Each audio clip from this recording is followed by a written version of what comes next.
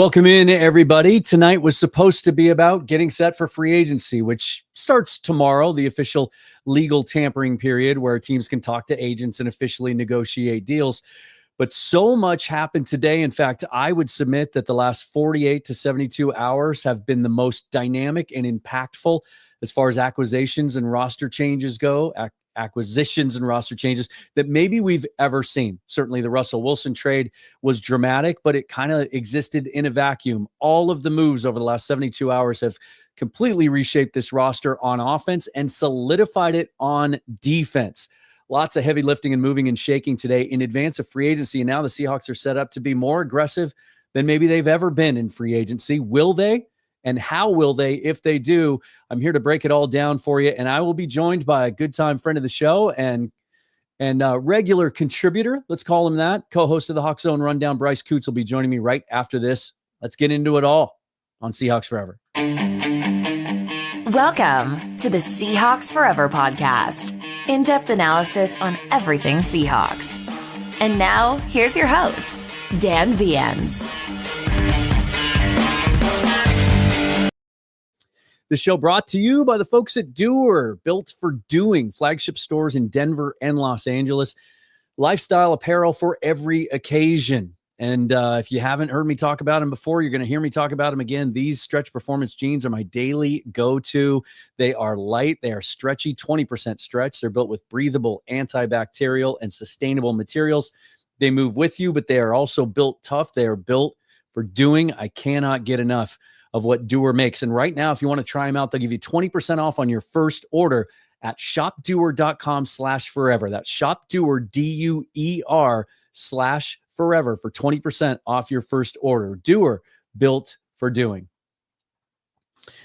All right, so the big news today, DK Metcalf traded to the Pittsburgh Steelers for a second-round draft pick, but that came after a whole lot of other moves on the roster, and we're going to get into all of that as promised. Bryce Coutts joining me. And Bryce, we knew that today would be busy to some extent. We knew there would be some moves made because they have to set things up for tomorrow, 10 a.m. Pacific time, really the unofficial start of free agency. And even though deals aren't supposed to be struck, you'll see it leaking out tomorrow. Final deals will be made. And it kind of like John Schneider just decided, he just told his wife Tracy today, hey, I'm going to be in my office. I'm not going to be around. I'm just going to get everything done today so we can wake up tomorrow with a clean slate. Your thoughts today on everything that we saw? Well, Jarran Reed and Ernest Jones were the two guys I had prioritized outside of Josh Jobe getting re-signed for this team. And so when I saw those deals come through, I went, good. They're assessing and they're establishing their defense. They're going forward. They got Ernest Jones, which I think is a great deal. I think in total, he's probably going to be like the 10th, maybe highest paid linebacker inside. So it's a great deal. You're not giving him top 5 money, and you're going to keep building this elite defense that we saw finish out the year. I had a feeling when they traded Geno that there's a whole reset coming on offense, and it didn't make sense to keep DK once you trade away your win now type of quarterback. And when it came out, it was the Steelers. I had been kind of told by a couple sources it was down to the Panthers and the Steelers in a bit of a bidding war, who was going to give DK what he wanted contractually. And we saw the money that the Steelers forked out. Like, that's a lot of dough. And as much as I love DK Metcalf and I love what he did in Seattle, I would not have been happy if I had seen that contract given to him by the Seattle Seahawks. He's going to be almost 33 by the end of that deal. Like receivers that are built like him and who have games like his just don't age well. We've seen that over the last couple of years. We've seen it with DeAndre Hopkins. We've seen it with some other players. Jones. Yeah, once they reach 30, they really slow down. And man, that's a lot of money to give to someone who's not a complete player. Now, I do want to reiterate, I have for years, and I've said it on the record. It's all over my show and my Twitter feed for the last couple of years. I was on the side of you keep Geno because good quarterbacks are hard to find, and he's a good quarterback that hasn't been properly supported up till this point. You keep DK Metcalf because he's a unique player that really impacts your locker room and your identity and makes big plays, and you keep your best players. But the fact that both those guys didn't want to be here ultimately, asked to be traded essentially, and commanded that kind of money this late in their career, I just wouldn't have paid that. I was thinking all along it'd be something in the range of 3 years because that's what the Seahawks like to do. And maybe ultimately that's what cost them both of these players, because they were only offering Geno a 2-year deal, probably only offering DK 3 because that's what they do. They give Jarran Reed a 3-year contract today. They give Ernest Jones a 3-year contract. I want to talk about the offense in a second, and that's your area of expertise. But the thing that really encourages me on defense, when Pete Carroll was fired a year and a half ago, it was, the team was failing on both sides of the football. The offense just was inconsistent and not as productive as we had hoped because of offensive line issues, among other things. And the defense was just a sieve. It was terrible, which put even more pressure on the offense. The defense got fixed. And, we all saw what happened after the Ernest Jones trade and some of the other moves that were made in installing Tyrese Knight and Kobe Bryant. It's well documented what helped turn that thing around, in addition to just everything clicking with the new scheme and the new coaching staff and the new system. Finish out the season, second half of the season, they're a top 10 defense. They are now locked up. All 11 starters that finished last year are under contract. Long term, like you can look ahead now, play around on over the cap if y'all don't believe me, you're skeptical. And this defense, at least the starting 11, is in place for the next 2 or 3 years. And so you can and it's mostly young. Leo Williams is the oldest guy on the roster.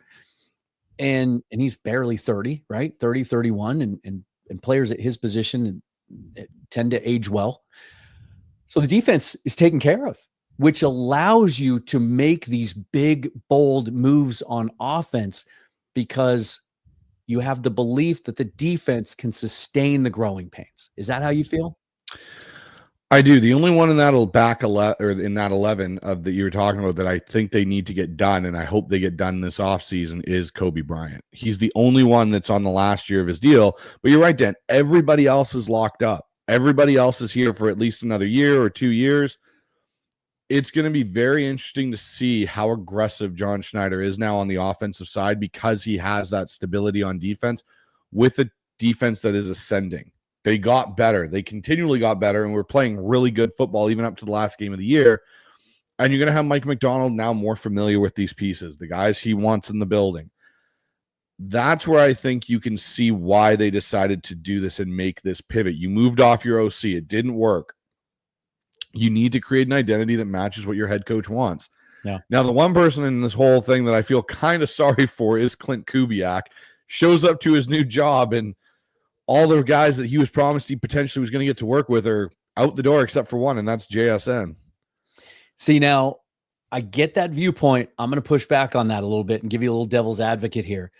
I was just about to say that what gives me even more confidence that the time is right to make these big changes on offense is the staff they brought in. So much experience, right? Clint Kubiak's only 37 years old, but he spent his entire life in football learning from Mike Shanahan and his dad, Gary, and Kyle Shanahan and Kevin O'Connell, all of them, right?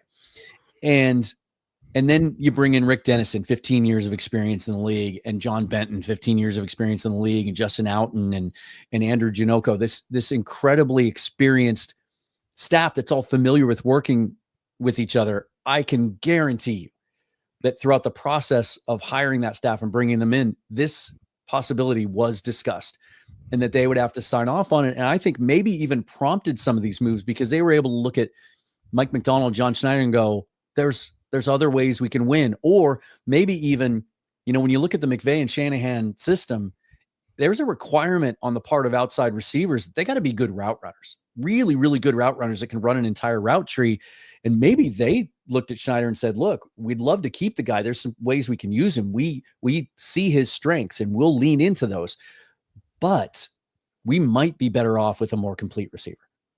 No, and I definitely think that was a conversation. This offense, this West Coast offense that really comes all the way back from Bill Walsh, is very much that, Dan. It's based on rhythm. It's based on timing. That's what it looks for in its quarterback, for its receivers and their ability to run the route tree and create separation on their own, running intermediate and short routes, and relying on a run game that can be effective. And with DK, as much as I love what a physical specimen is and what he could do, I don't think his skill set, like you alluded to earlier, doesn't age well. And he can't run all the routes in the route tree. He has a finite skill set of running routes at a certain level, and then others that it considerably drops off. And that's where I just look at, even a couple of the interceptions this year that were on Geno, DK ran the wrong route. DK couldn't run the right route, maybe, even if he wanted to, depending on his skill set. The interception on the over route against the 49ers that everyone was so mad at Geno about, DK ran the wrong route. He couldn't get the break to get inside. The DB beat him to the ball. The one against Minnesota when we were trying to move the ball back down the field. Yeah. To me, what the moves they've made have signaled is they are changing their offensive philosophy and doing it at a drastic rate. It's not we're going to do a little tweak here and it's like, no, we're going to go right back down to studs and build this thing back up the way that we need to, because I think they look at it on the defensive side and go, hey, look, we made acquisitions, we tore things down, we rebuilt it, and look at what we got. Now we got to do this on offense. Yeah. Yeah. And when it comes to Geno, I truly believe that they had no intention of moving him. Nope. And that they probably wouldn't have had to if Pete Carroll doesn't get a job in the NFL this year. Like, I just don't think there was any other market for Geno Smith with anyone else. It's probably going to come out in the next couple of days that the Raiders have signed him to a 3 or 4 year deal at about $45 million a year. I don't think anyone else in the league was willing to do that for him. And the Seahawks went to him reportedly with a 2-year deal at about that number. So he was going to make the average annual value that he thinks he's worth. But he was so upset apparently about the 2 years that his camp didn't even offer a counter offer. Like, they were just done. And there's some indication that maybe at that point they said, negotiations are over, which Seahawks are facing a $16 million roster bonus on the 16th of this month. They were going to have to make a move. And so I think John just talked on his radio show 4 days ago about having to pivot. He said these next 5 to 7 days are the ultimate example of when you have to keep your head on a swivel at all times and be able to pivot quickly if something doesn't go your way. I think as he sat there and said those things that day, I don't think the Geno thing had come to a head yet. No, it hadn't come to a head yet until late that night is when it finally came to hey, this is it. This is where we want to go. So move us there. And it just came, that whole situation with Geno wanted to play for Pete. You could tell when Pete got fired, it really bothered Geno. Pete's the only coach that really, truly, not saying that Mike McDonald hasn't, but really believed in Geno and really trusted Geno. And I think you're right. If Pete doesn't come back into the NFL, Geno Smith's probably the Seattle Seahawks quarterback still. 100% agree. I think the Chip Kelly connection is significant too. I think he has to be familiar with him because his nephew, right, had a tremendous breakout freshman season at Ohio State, the receiver there, and so he's got that feedback, right, on Chip Kelly and the kind of offense he's going to run, and knew they had all the cap space down there and all the money to spend, everything else. This is also a really good example of how, moving to Las Vegas really changed the game for the Raiders. They were cash strapped the last 10 years. They couldn't offer these big, huge extensions like they did last year for Christian Wilkins because they couldn't pay the cash up front. And now they're able to make all these moves and bring in a quarterback and give Max Crosby a new extension, everything else. So happy for Geno. I think it's a great landing spot for him. I do think, assuming that the Raiders improve their offensive line, their interior offensive line, and they've got some pieces in place down there that, a couple of tweaks to that offense, add a receiver, get a stud running back, and the Geno detractors who think he's garbage are going to see a whole different player down there. Now, let's talk about the quarterback situation in Seattle, because I know I've only got you for about 10 more minutes. It's widely expected and rumored and reported to be Sam Darnold. I said on the reaction show the other day with you that, my assumption is that John Schneider knows exactly how much Sam Darnold is going to cost. And then those reports also indicate that he's mutually interested. He thinks Seattle would be a good spot for him. And so I don't think he makes the Geno move without knowing exactly where he can pivot. So I do think Darnold's the move, but until it's official, right? There's reports today that Pittsburgh's going to make a run at him. Until the contract is inked, or at least reported, if it happens tomorrow, we don't really know. And so do you think there's any other veteran possibility out there and it's not just Sam Darnold or bust? Well, you've heard the rumors about Aaron Rodgers. I don't even believe that that's really a true thing. I think that's more of we're throwing something out there so it may distract people. To me, it felt like a leak from the team to try and let Sam Darnold know, hey, if you've got competition out there, we're not set on you. We're looking. No, and I agree. I think that's exactly what it is. I think Justin Fields could be a viable option here. I think he's someone that you could bring in potentially. I don't think that's the expectation. I really do think for John, like his move off of Geno was probably due to inside information from the combine and everything, that if they give a contract of similar value to what Baker got a few years ago with the kind of same structure, you're going to get Sam Darnold. He's a West Coast kid. He gets to come here, and they're probably going to give him a 3-year deal, I would assume is probably what it's going to be. Other veteran quarterbacks out there, and this is where it gets really interesting because there's a real sorry, Dan. That's all right. Drop off the cliff when it comes to talent. Like Russ, I don't know what the deal is with him. Daniel Jones is apparently picking between the Colts and the Vikings. Makes sense. There's always the Zach Wilson potential now that Jared Stidham's being re-signed in Denver. Yeah, the bounce back guys are kind of that next level. And I don't think John makes this move if he's going to a bounce back guy, because that really is putting your job, like, you're going to put in the hands of your career in Zach Wilson. Like, I don't see that being the case. And as much as people may be scared of Sam Darnold, based on what he did this last year in a similar offensive system, at least there's more credibility to it potentially being better and not taking as much of a step back to ownership. What I do think all of this signals, though, for the first time, I think we can honestly say the Seattle Seahawks will not walk out of this draft without a decent investment in a quarterback. We have a surprise special guest in the green room. I know you guys are going to flip over in just 10 minutes or so onto your Hawks Zone Rundown channel, which is now affiliated with the Field Goals. And let me get rid of this banner. Executive editor Mookie Alexander from Field Goals joining us here for a couple of minutes. Mookie, let's just get right to it. Your reactions to not just today, but these last 48 to 72 hours, which has been as tumultuous and dynamic as any 72-hour period we may have ever seen. Yeah, I guess we're in shelter-in-place mode. Like you are not allowed to leave the house until the clear sign is given that the Seahawks are actually going to go a day without doing something. Yeah. And it's crazy to think that it was just a few days ago that we started off with, Rayshon Jenkins, George Fant, they all got cut. This is the boring part of the offseason. Then everything else will just be business as usual. No, this is the dam bursting times 100. Yeah. So like the year that Russ got traded and then they cut Bobby on the same day or like in the same time frame, like that almost doesn't even compare to what we're seeing right now, because there is a different feel to trading Geno when it looked like he was going to get extended. At least there was a little bit more, reading between the lines with Russ. Sure. And then the DK trade, I mean, I guess the drama there was that he requested the trade as opposed to Seattle was actively shopping him and he wanted to stay. I didn't expect Pittsburgh to be in the mix. I thought that Carolina, Green Bay, even the Chargers and New England would have been, I guess, my top 4 options. But Pittsburgh, it makes sense for them.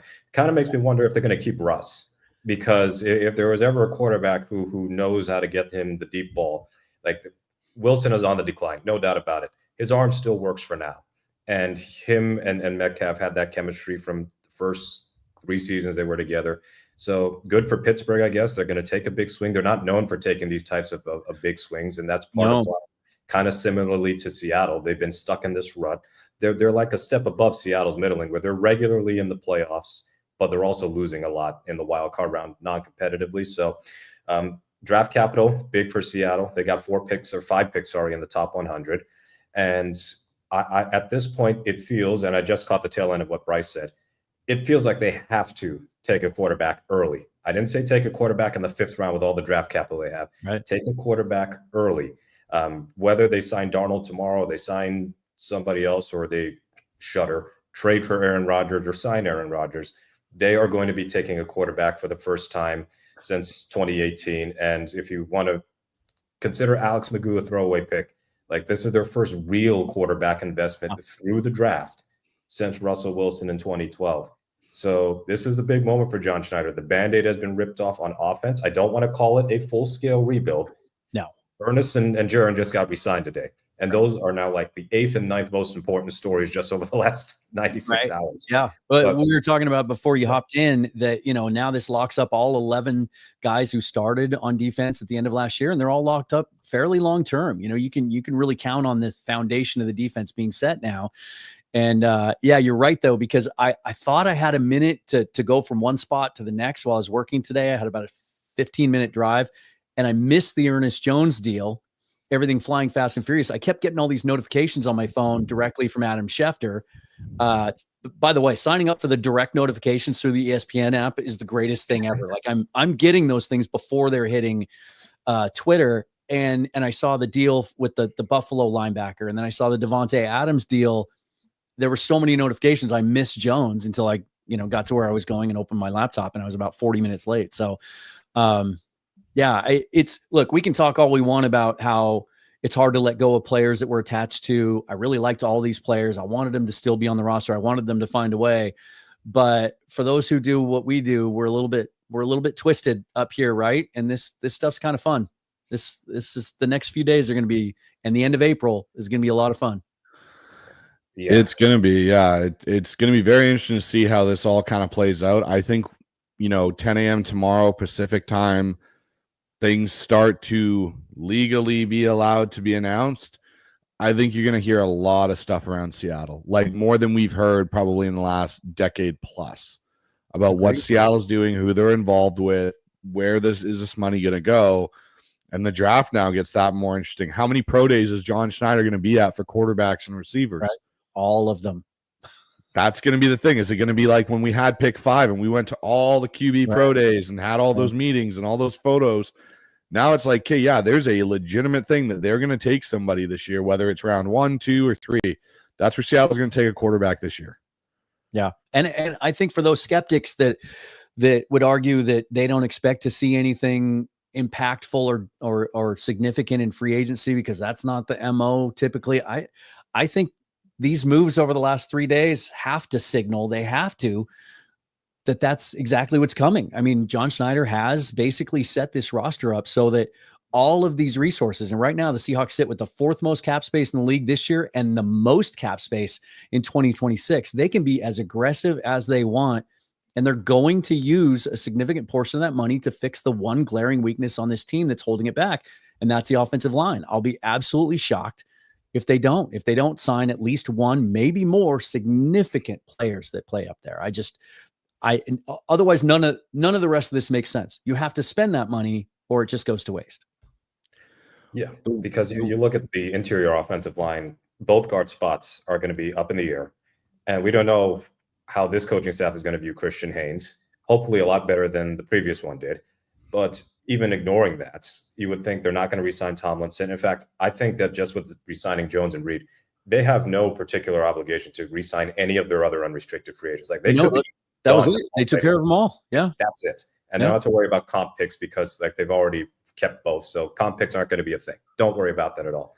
So they can be aggressive looking for guards. And yeah, they might have to overpay for a guard, but you know what? It's a lot better than repeatedly signing guys for $2 million, $3 million contracts who've got no long-term future. Just go over a lot of the recent Schneider free agency classes. And then on offense, at least, how many of them were really just 1 year and done? So no long-term solution, not even like on the defensive side. Julian Love, short-term contract turned into a bigger contract. Same thing with Chen and Nwosu. And way back in the day, same with Cliff and Michael Bennett. We haven't really had that on offense. So I'm hoping that this offseason is dedicated to rebuilding the offense. I trust what McDonald does on defense. Doesn't look like unless they shock us all by they say they're going to deal Woolen or they're going to make some other really monstrous trade on that front. Defense, you can kind of just leave by the wayside. You can add some draft picks. You can add some, cheaper free agent depth. But on offense, look, you win in this league with offense. I know that the Eagles smushed the Chiefs because they have an elite defense, but they also had an offense that Kansas City couldn't stop. Yep. So this is an offense-driven league. And yeah, on the surface, Seattle's going to take a step back because there's no continuity now, losing your top 2 receivers and losing Geno Smith. But if you can at least build the foundation for a great offense with your draft picks, with your free agent signings, then I guess the suffering won't be all that bad if there has to be a short-term suffering. But the other side of it is if you whiff and it's going to be a brutal watch, then Schneider is really under some serious pressure. But the fact of the matter is he was decisive as far as we're ripping this Band-Aid off. No 2 timeline thing anymore. We're getting new guys in. What we've been doing isn't working. We're going to try something different. Doesn't mean you have to agree with it. I don't even necessarily agree with it, but at least it is something different than what we have experienced over the last few years. I think that's a great point, because the MO for the last 10 years under Carroll and Schneider was to basically be risk averse, because they've missed on some big moves in both trades and in the draft, and try to keep the band together basically and just tweak the roster every year, believing they were on the cusp of being a contender. Well, it's almost as if Geno and DK in a way sort of did them a favor. Might be a little bit of strong terminology. I think that might be a little fair, but I can't think of anything else at the moment. But it forced him into a situation where he had to be bold when maybe initially heading into this offseason, he didn't think he was going to, and they were going to try to keep as much continuity as they could. The thing for me that's kind of interesting about this, if you look at the 3 guys that are now gone, the 3 main staples of this offense all have a similar thing. They were all very much Pete Carroll guys. Tyler to a different extent because his was more due to, I think age and stuff. But Geno and DK were very connected to Pete Carroll and his philosophy and how Pete did things. I partly wonder if because of this new direction they want to go in and how they want to run this offense through Clint Kubiak, and what maybe Clint Kubiak is already kind of envisioned and spread to Mike McDonald and John Schneider. I just wonder because, the fact Geno didn't come back with a counteroffer is being reported now when he got given his deal. Yep. DK requested a trade, and I believe someone put out that DK wanted to go to a contender. That was a big staple, and he didn't really view Seattle as a contender. I just look at it all going, I think part of this might have been messaging too, in a slight way, that if we're going to go into Mike McDonald, we can't have anything that lingers to an extent. This is all just my own theory here, but I just find it very interesting that these 3 main staples of what Pete Carroll redid after the Rest trade are the guys that are now gone as they're trying to voyage ahead now with Mike McDonald. Yeah. Let me ask you guys both this question. Up until this point, from the end of the season till now, on the verge of free agency, knowing that, a whole bunch of stuff's going to happen later this week, to this point, has John Schneider had the perfect offseason? I don't know yet. Certainly, as far as creating cap space, I mean, that's about as good as you can get because they have a lot of room. Now, there are some talent deficiencies by moving on from the players that you did, but it just means that you have the opportunity now to spend the money a little bit differently. Personally, I prefer to see a very expensive offense and a cheaper defense, but you know what? This defense is inexpensive right now. Yeah. So, I mean, you got Leonard on a big contract. Ernest is on a pretty reasonable deal right now, but Julian Love, good contract. Woolen, Witherspoon, etc. They're all on rookie deals. So time to splash on offense and see what you can do here. So with Schneider, I see somebody in the comments going, he might have a longer leash than we think. Well, his contract is up, I believe, in the 2027 draft. So if I'm going to go against my own argument that this year is it for him, and if there's no playoffs, he's fired, the second option here is he's convinced ownership that we're really not that close. Even with the 10-7 record, there was a bit of a false dawn with some of the wins they had against very poor opposition. We're willing to kind of eat it for 2025. In other words, don't expect a grand step towards Super Bowl contention or anything like that. If it happens, cool. But if it doesn't, it's not the worst thing in the world. And then 2026 is the ultimate, you know what, or get off the pot. That to me, that is the other possibility as far as John Schneider's job security goes. And as you said, Bryce, you mentioned the Pete Carroll stuff. That was in my op-ed yesterday that did zero traction because we had a million other things going. I feel like the Geno Smith trade was the real end of the Pete Carroll era because we associate great teams with the head coach quarterback combination, unless you're Joe Gibbs and you can win with any quarterback. This is going to be the first time since 2010 that we're going to have a quarterback on the Seahawks roster who has no prior ties to Pete Carroll. That we assume, of course. So that's going to be Mike Macdonald winning with his quarterback, not Mike Macdonald trying to win with Pete's quarterback. And I feel like it's an important distinction to make. And I also feel like some of the hostility towards Geno is kind of like a Pete by proxy thing. Of like, we want to move on from Pete's. We also want to move on from some of Pete's favorite players whom we feel shouldn't have had roster spots as long as they've had it. Yeah, and it's no surprise that the guys that wanted to move on were offensive. It's part of the risk that was discussed when you hire a defensive head coach, right? And then you look at that side of the ball, and clearly Ernest Jones wanted to be here, Jarran Reed wanted to be here, Josh Jobe wanted to be here. Like that Ernest Jones contract, I don't know what happened, but over the last few days, we've seen 3 other middle linebackers, his almost precise age or in that range, sign the exact same deal, right? 3 years, $50 million, $30 million guaranteed. 3 other guys in the last 48 hours have signed basically that exact same structure. And they get Ernest for 3 years and only $15 million guaranteed. I don't know if that was maybe a concern about the knee or just an indication of how badly he wanted to be here. But I had to refresh that thing a couple of times just to make sure I wasn't reading it wrong. No Adorn Schefter shenanigans. Yeah. Ian Rappaport with an extra P. No fake stuff. Right. They got a decimal point wrong or something. I don't know. Yeah. Yeah. Well, I know you guys got to go, right? So Bryce, I'll let you. Bryce didn't have his thoughts on. Excuse me. Bryce didn't have his thoughts on whether Schneider has had the perfect offseason so far. Okay, go ahead and answer that for me, and then I want to ask you one other question, kind of to combo with that. Okay. In terms, hold on one second. I want to give you the second half of that question. In terms of John's job security that Mookie referenced, what do you think is more important for him to get right over the next 12 months? Fix the offensive line beyond the shadow of a doubt, or find a quarterback? Ooh. Okay, so the first part of this about perfect offseason, I'll start with that. I would say if the goal is to rebuild and actually go to try and contend, he has started it correctly. I wouldn't say it's perfect, but he has started on the right foot because we're not down this kind of fork in the road and trying to play a little bit of both. Yeah. He is now committed to a full offensive rebuild in a way. That's a good way to put it.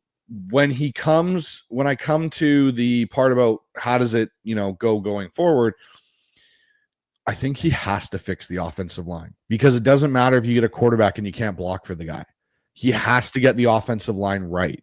If that means you do sign Sam Darnold and say you don't take a quarterback this year, just say hypothetically they roll Sam Darnold and Sam Howell, but you fix the offensive line and you get a top 15, top 17 offensive line from being 32, 31. You're now in the mid pack and going upward with talent because you have young talent already in the tackles. And then you take a quarterback next year, whether it be like a Garrett Nussmeier or a Drew Allar, a Cade Klubnik, and you put them behind an established running game. And, you don't even have to press them in because you have a Sam Darnold that you can still roll out if he has a good year. It just sets things up so much better than, okay, we've addressed a little bit of the offensive line and then we went and grabbed a quarterback. It's like, get the offensive line. You've been waiting for over a decade now to have funds to go get and establish yourself a better offensive line to run this new offense you're going to go in. Go do that. If he does that with the money that's allocated, sure, they take a swing on a dart, Ewers, McCord, Shuck, one of these guys, and they sign Sam Darnold, and none of those quarterback situations work out, I still will be happier that the offensive line's set and the other pieces are around or in place, and then you plug your quarterback in like you did in 2012. In the Darnold thing, I've heard a lot of this today, like, oh, anyone who watched those last 2 games of the year last year and thinks that he's going to be any better than Geno if the offensive line's not great because he's terrible under pressure. It's funny to me that people are so willing to take a 2-game sample size versus 2 playoff teams to end the season and just throw away the 15 games up until that point where there's tons of reps on tape of him really picking teams apart when they try to pressure him. So, but you mentioned that the Baker Mayfield sort of landmark as kind of, and I tweeted that out earlier today, took a screenshot of his contract and over the cap, and his first year cap hit in that, I think it was 3 years, 105 million, was it? His first year cap hit was under $7 million. I mean, it's pretty remarkable what they might be able to get Sam Darnold for and really not impact the cap that much. It's interesting that I feel like that's, what do you think, Mookie? I'll ask you this one first. if one domino is going to fall first, do you think it's more important, like when we wake up tomorrow and 10 a.m. hits and we start seeing all the moves, is it more important they get Darnold done first, or is it Will Freeze, Drew Dahlman, the offensive lineman? I'm not expecting them to get Dahlman. So I think if they can get Darnold, whom lest we forget, there's a report from Diana Rossini, the Steelers are interested. Boy, would that be one heck of a plot twist.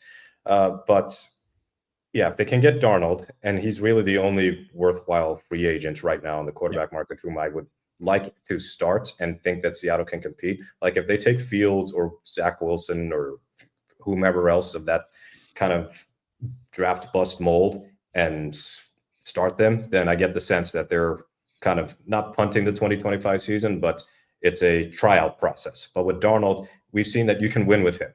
The Vikings just did it. Now, at the very least, even if Darnold takes a statistical step back this year, we've seen that he can be a functional starter in this league, and that's good for him, and he's still pretty young. But if they can get their quarterback, I think that would ease a lot of concerns regarding Seahawks fans and the plan at quarterback, because that's kind of the thing. You've traded Geno. What is your follow-up plan? Because when they traded Russ, they hadn't even signed Geno yet. They acquired Locke. So for a brief period of time, we thought Locke was going to be the successor, but then they re-signed Geno later on in free agency, and then we had the competition after they didn't draft a quarterback. So if they sign Darnold, it doesn't preclude them from drafting a quarterback, but it does give us that idea that, all right, they've got their quarterback. Now go attack the offensive line. And to me, this entire offseason is going to be centered around, I think, 4 things: 3 on offense, 1 on defense. Quarterback, offensive line, wide receiver, and then interior defensive line and or another complementary edge rusher, depending on what they do with Chenna. So I think that's pretty much it for Seattle on that front as far as priority in the offseason. And the cool thing about that is if you do go sign at least one significant interior offensive lineman, you get your quarterback locked up. Let's say it's Darnold, because that plays into what I'm about to say a little bit more. I'm not all that enamored with the free agent wide receiver class, but there's some good bounce back candidates there, some younger guys that can be brought in probably on a low deal to kind of prove it. And then you go into the draft essentially, and you can just let the whole damn thing fall to you with a whole bunch of picks, especially on defense. Like you mentioned, defensive line and edge. This is a really cool class at both those spots that's really deep, and you can just let it fall to you and take the best guy to add to that group. So it's amazing how quickly they've really turned this thing around in the last few days between like a whole bunch of needs. Like the mock drafts are going to change in the next couple of days, certainly. Right. And this is what I've been telling 10 minutes at this rate. I've been telling people this for the last 2 weeks, right? Like if I had $1 for everyone who came to me today and said, but now they don't have any receivers except for JSN. Well, good thing they don't play tomorrow. Yes. Like have we all forgotten when the season starts? Right? We haven't even got to free agency in the draft yet, and people want to write that off already. Like, but anyway, love that you guys were able to hop on. Thanks. Sorry to those of you who are watching that got started a little bit late, because I'm an Arizona rookie and completely forgot that daylight savings time started. And so we're not an hour apart anymore. So appreciate you guys coming on. And now they're going to hop on over to the Hawk Zone Rundown channel that Bryce co-hosts with Ryan McMillan and is now affiliated with Mookie and Field Goals. So I'm going to stay on for a little bit, but maybe if you guys have 2 screens, you can watch both shows at the same time. Yes. It's like, thanks, Dan. Yep, absolutely, you guys. Thanks. Go Hawks. Go Hawks. All right, you guys, I want to get into a couple of things now. First of all, just to update, and then I'm going to get to your questions and comments here. I got a whole crap ton of them. Let's just update a couple things. Okay. Seahawks now with 10 draft picks, and Mookie said 5 of the top 100, 5 of the top 92. So they have their own native picks at 18 and 50. And then they have Pittsburgh's pick at 52. And then in the 3rd round, now they have 2 picks, their own native pick at 82. And then the pick that they got from Vegas through Detroit, according to Tankathon, number 92. Then they have their own native picks in the 4th and 5th round, 137 and 173.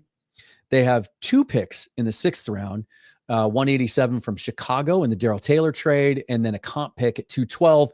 And then they have a 7th rounder at 236. I think that's accurate. I saw one other place today where it was listed that we have 3 6th rounders. But either way, in a draft that is considered weak at the top, Well, not weak at the top. It's just that the top isn't as deep, right? There's just a lack of blue chip players. We've heard that most teams have less than 10 true first round grades in this class. And yet from 10 to 100, the talent level is incredibly even and level, more so than many other years. And the classes that it's the strongest in, offensive line, defensive line, edge. Big needs for Seattle still, even to add to the defense with what they were able to bring back and what they have in place already. The wide receiver class is very interesting to me. It's not as good as the last three, but those were like historically good. There's a lot of questions even about who wide receiver one is. Is it Tet McMillan? He didn't test at the combine. He's not an explosive athlete, but he's tall and long. And for a long time, he's been considered wide receiver one. And in some mock drafts leading up to the process was top 10. He's fallen way down now, according to most boards. Emeka Ibuka, Luther Burden, right? Guys like Jaden Higgins out of Iowa State might be moving into the first round, or Trey Harris out of Ole Miss. It's an interesting class. I'll say it that way. There are all different shapes and sizes and styles.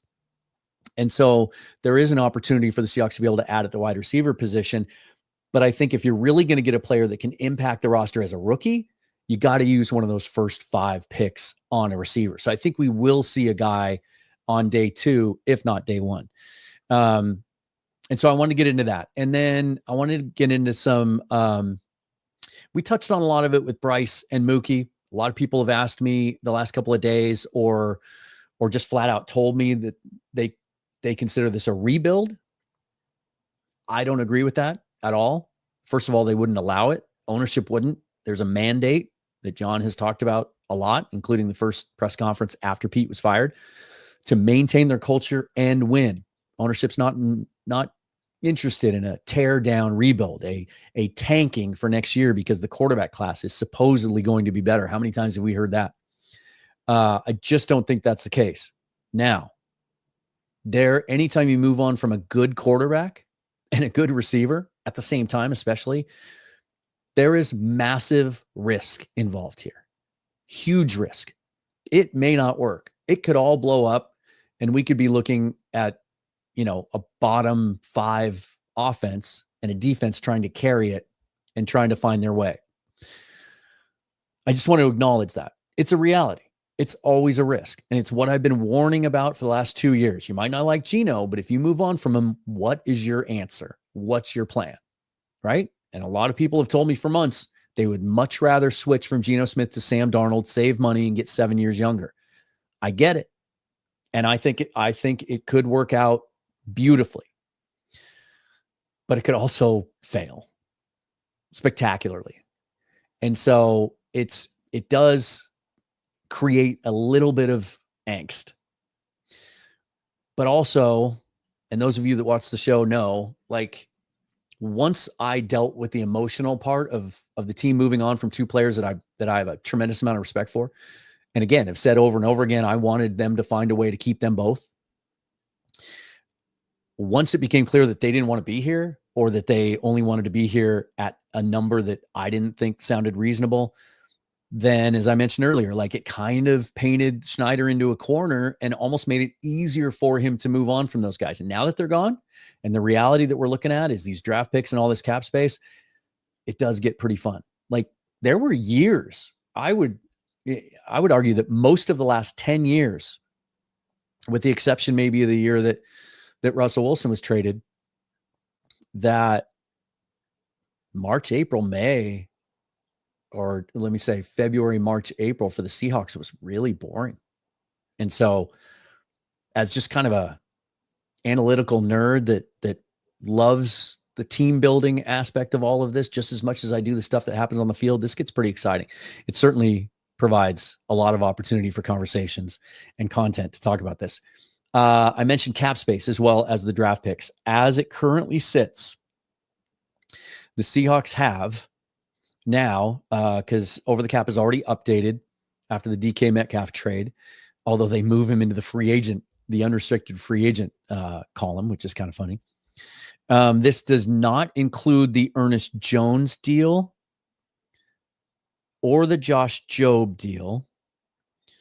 And let's see, Jarran Reed, the details have, Okay, so this includes Jarran Reed's deal, but not Ernest Jones.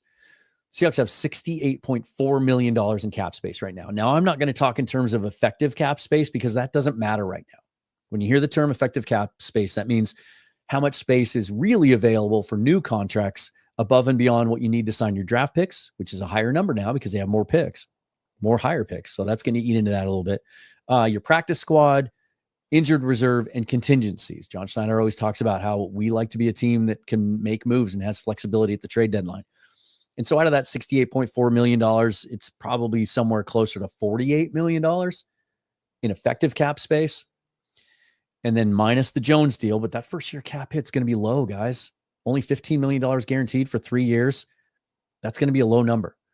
And then I think I've already seen, I think Jarran Reed's first year cap hit is like $3.5 million. So you still have over $40 million to spend in free agency. And the way they structure contracts, that is plenty to sign Sam Darnold, Will Fries, and another lineman if you want to. And I'll even make this argument. You can do that and still go get Jonathan Allen from the Washington Commanders if you want to, and add him to Byron Murphy and Jarran Reed and Leonard Williams. We know, I only say that because we know that Jonathan Allen was a target of the Seahawks 2 years ago before the trade deadline. They inquired about him at the same time they were looking into Leonard Williams. Allen wasn't made available, so they pivoted and got Williams. Are they still interested? If you think they wouldn't want to add another big salary to the defense, well, we know now it's being widely reported that they tried to get Max Crosby. They tried to trade Geno and DK to the Raiders for Max Crosby. They obviously were turned down, and then the Raiders turned around 2 days later and gave him that massive contract. So there is still that flexibility. And there's other moves that can be made. We still don't know about an Uchenna Nwosu restructure yet. At minimum, just with a simple bonus to salary to bonus restructure, they can save $3 or $4 million. But I think they're working on something more significant than that, so they can save a little bit more money even. And then there's Noah Fant. Last year of his 2-year deal, $13.4 million cap hit. Because it's the last year of his deal, you can't just convert salary to bonus without tacking on years, maybe avoid years. But they also have the flexibility of Clint Kubiak really likes Noah Fant and thinks he can work with him. And as much as he likes to run 12 and 13 personnel, you don't have to touch that deal. You can just leave it there at $13.4 million. Not my favorite move, but it's also the kind of thing that you can just wait on that too. And the Seahawks have typically done this. Good example of that is the last time DK got his extension. They waited until training camp, and that was the move they made to clear enough space to be able to sign the draft class and practice squad and all of that. So they could just hang on to the Noah Fant and Nwosu things until they absolutely have to. It's also possible, because they've done this before, that those two moves have already been sketched out, agreed upon, just haven't been executed yet. And then, as I mentioned earlier, next year, 2026 right now, the Seahawks have $180 million in cap space. That is tops in the league. So that just helps you even more to structure deals this year, put some bigger cap hits in year 2, which they've done successfully in the past, but also allows you to extend some of your younger players that you want to keep, which is something that is definitely a topic of conversation, but something that I think will come sort of after we see how free agency goes. Talked about the QB options with Bryce. I'll say this about, he did mention Justin Fields. Y'all know I'm not a Justin Fields fan. I just don't think he will ever develop into a dangerous downfield passer. However, if there's maybe some unexpected competition out there, maybe the Steelers get really aggressive and Darnold's price goes beyond what they are expecting it to be, and probably have every detailed indication of exactly what it's going to cost them based on conversations they had at the combine unofficially with his representatives. If that should skyrocket or get out of their range that they're comfortable with, if they are intent on being aggressive and drafting a quarterback this year, one that they feel really good, has upside as a high-end starter down the road, then maybe Fields does make some sense in another, because I don't think he has much of a market for a multi-year deal out there. He's probably looking at exactly what he did last year, or what Darnold did in Minnesota last year, that 1 year, $6 to $10 million ish type of prove it deal. would make some sense because, first of all, there's sort of a connection with Kubiak. Kubiak was the offensive coordinator in Minnesota during Justin Fields' draft year, and the Vikings tried to trade up to get Fields. So certainly he was part of those discussions and evaluations in those draft meetings and would have had to, at some level, sign off on, hey, yeah, I can work with that guy. So he's familiar with his game, but also the mobility factor. Knowing that there's going to be, yet again, more changes to the offensive line. And even though I think at least one of those changes is going to be a significant veteran that might not need as much time to get comfortable, there will be continuity issues. There will be a learning curve and a timeline before it all comes together. That's just the nature of offensive line play. You can't just plug one guy in and all of a sudden you're an all-pro unit. And so maybe having a guy back there that can really move around and get you out of some trouble does make some sense. The other one that I don't know has been talked about enough. I've got two more names, and then I'm going to get to all your comments and questions. I only have 543 of them to get to. I'm actually going to start with the newest ones first because many of them we might have already touched on.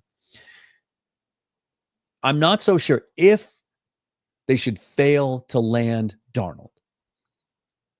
At that point, I think drafting, being aggressive, maybe even moving up if they have to get the quarterback they really want. Let's just say it's Jackson Dart. I think Jackson Dart is absolutely everything that John Schneider likes in a quarterback. The way he carries himself, the way he speaks, the way he plays, the upside, the potential, the mobility, all of it. I think he's a John Schneider guy. And so if he feels like he has to move up above 18, maybe to secure him, and he thinks there's a real possibility of doing that, and he has conviction on that guy in the same way that he knew that he wanted Josh Allen and he wanted Patrick Mahomes, even though Russ was here during those times.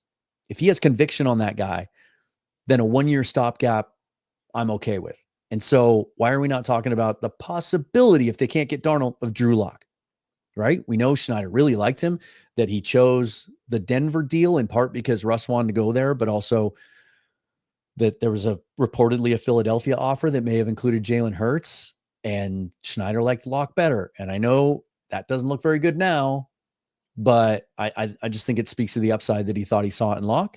They wanted to bring him back last year. They didn't because the Giants offered him a chance to start. So they pivoted, traded for Sam Howell. I think if they should somehow fail to land Darnold, Lock might make some sense if you pair him with a quarterback that you think can play early in his career. The other one is this. Are we so sure that they've given up on Sam Howell?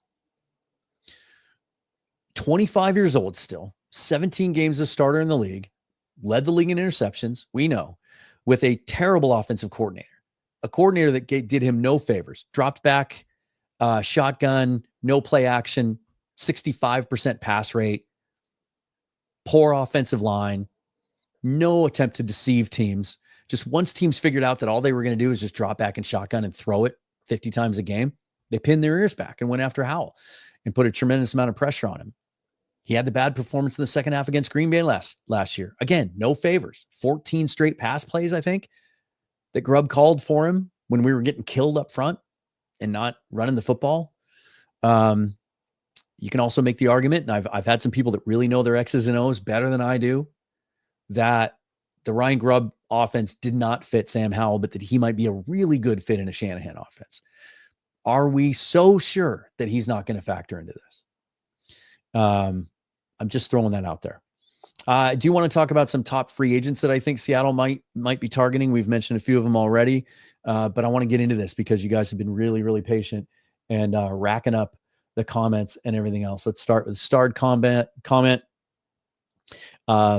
Felipe Nomad became a YouTube member. Thanks for doing that. Stay tuned. There are going to be, once free agency settles down a little bit, there are going to be some member-only live streams and other content that will be available, at least for the first few days, only to members before I make it visible to other viewers. So really appreciate you hopping on as a member. All right. You always know it's time for comments and questions when the glasses come on, right?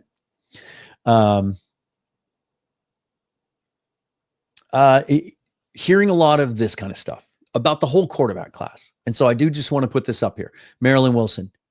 Marilyn, I'm sorry, I clicked on the wrong one. Marilyn says, no Drew Lock, please. Again, I think if there's on a scale of 1 to 10, it's probably a 2 that it would happen. I'm just saying, if they should strike out on Darnold for some reason, somebody else swoops in and offers them money they're not comfortable with, I think Lock comes into play there. I'd be flying an X-Wing. Thank you for the donation. Really appreciate it. For the record, I much prefer Darnold, but if we're taking a vet as a 1 or 2 year bridge, is there a case to be made for Cousins on a veteran minimum and spend the difference on upgrading trenches? Thank you for bringing that up. If Cousins is released by the Falcons, he is absolutely in play. The problem is that he hasn't been released yet. He's still on the Atlanta roster. And there's some indication that the Falcons are still trying to figure out a way to maybe get some value for him. Maybe you do the Brock Osweiler thing and you include like a day 2 draft pick for someone to take him off your hands, or you try to offset some of the money. I just don't know that there's a good fit for him out there other than Cleveland. But again, I think Cleveland is only interested because there's the obvious Kevin Stefanski connection there. I think they would only be interested if he's released too, because they're so hamstrung by the Deshaun Watson cap hit. Even though they restructured his deal, they just don't have a lot of money there. He may prefer to go to Cleveland in that case because of the familiarity with Stefanski, but he may prefer to come to Seattle because of the opportunity to win. He's 2 years removed now from Achilles surgery. That is a injury that's well known for players take a full season in order to get back to what they were physically before. I think that's the assumption people are making on maybe Aaron Rodgers having some value at this point too. But there is familiarity, obviously, with Cousins because Kubiak was there when he was there and he got one of his best years out of him. And that would be an easy transition. If Cousins is released, it would make sense. But it hasn't happened yet. And so I don't think they owe him his bonus until like the 15th.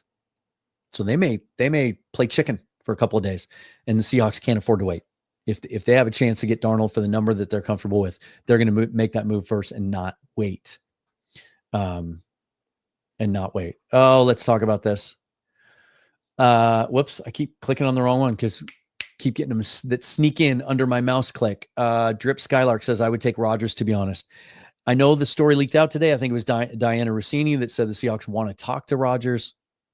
To me, that screamed team leak to signal other veteran quarterbacks out there that might have an interest in playing for us, that Darnold specifically, that like, if you think this is a good fit, you need to take our number because we're also going to look at other options. I just cannot see, as much as John Schneider values character and the locker room, that he would want any part of Aaron Rodgers on this roster, because I don't see a situation at all where Aaron Rodgers goes into another locker room and doesn't expect to take it over. I just don't think that's going to happen. And there's Sean S. saying, I really hope we don't take Rodgers. Dominic Scott, thank you for the donation. Really appreciate it. Hey, Dan, do you see the Hawks taking that old approach of trading back to get another day 2 pick to get more bang for their buck? Big upside, in my opinion. No, because I think they're going to consider taking a quarterback at 18. If Jackson Dart's there at 18, I don't think they want to risk moving back and missing out on him.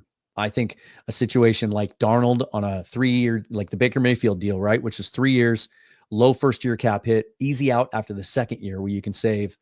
It's about 50-50 is kind of where it turns, where you save as much cap space as there would be dead money. You do something like that, you draft Jackson Dart as your quarterback in waiting.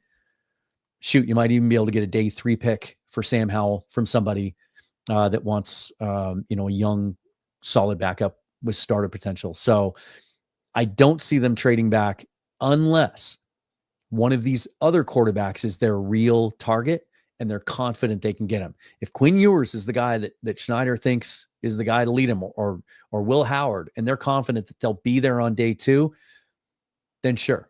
Or even if they get indication, I'll give you another scenario. If Shadur Sanders experiences a significant drop and that pushes Dart down the board also, then maybe there's a situation where you could trade back and still get one of those quarterbacks. But I think that's going to be the priority. So, I mean, ask me again right? After we see the Darnold deal, if they end up signing Darnold to a 5-year deal and there isn't an out until after the 3rd year, then maybe you take one of these developmental quarterbacks a little bit later. Maybe that even opens the door for a guy like Milroe that's going to take a lot of development, knowing that you don't have to play him for 2 or 3 years and you can just bank on the upside and take a shot at it, right? Mr. G, I want to address this because this is a very, very popular sentiment. I understand it. I get it. Dart is decent, but not worth trading multiple assets to move up to get him. The media will push him into the top 5. He's a very good college quarterback with pro traits. This is about projection. You cannot watch a college quarterback and go, if that's all he is, then I don't want him, because that's not all he is. He's 21 years old. He's got a ton of high-level starting experience in the SEC and playing against future pros every single game. He shows high-level pro traits. That's what you bank on. No guarantee he's going to make it. What's the bust rate on top 10 quarterbacks? 50-50? Like, it's high.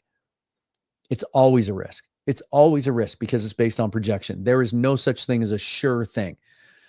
Maybe the last sure thing that was drafted was Andrew Luck. Like, I'd have to go back and look now, but right. Trevor Lawrence was supposed to be the next great savior and can't miss quarterback prospect.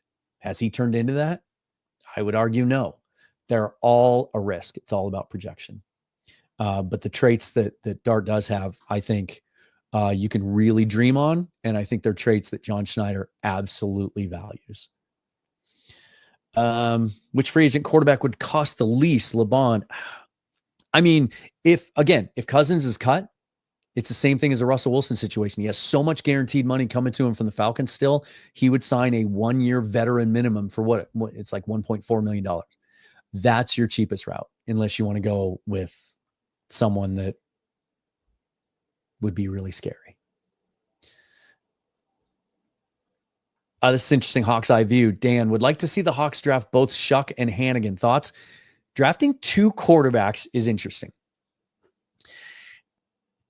And John Schneider has history of doing this. Here, I want to go back and look at this because I referenced it the other day and I couldn't remember. I think it was like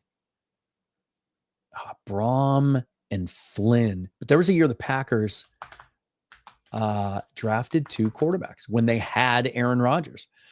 Let's see. Let me find that year. Bear with me here for just a second. I want to go back. Oh, when was that? Probably 2007 or 8. Nope, here it is. Yep. I had the names right. They took Brian Braum out of Louisville. Ironic, because it could be Tyler Shuck could be a 2nd-round pick. They took Brian Braum in the 2nd round and Matt Flynn in the 7th. That's a really interesting scenario, Hawks Eye, because I think Tyler Shuck ultimately goes in the 2nd round, and I think Seth Hannigan goes in the 7th round. That's interesting. Another guy I would consider taking later in the draft if he's available, even if you draft a guy up high, like even if you take Jackson Dart at 18 and sign Sam Darnold, I'd take a shot at Riley Leonard if he's still there in the 6th or 7th round. I think he has next level leadership capabilities and the ability to spot start. Maybe not a long-term starter, but a guy that would be an absolutely ideal backup for a very long time. And so after you're done with Darnold, you move on. You have Jackson Dart, Riley Leonard. That's a guy that I would consider drafting later too. Absolutely. Let me see here. That's another interesting combo. Will Howard and Milroe. Again, if you sign Sam Darnold to a 3-year or more deal, I think it does bring Jalen Milroe back into the picture. I saw a pretty significant step forward from him with the intermediate passing game between what I saw during Senior Bowl practices and what I saw on the combine. So he's clearly been in the lab doing work.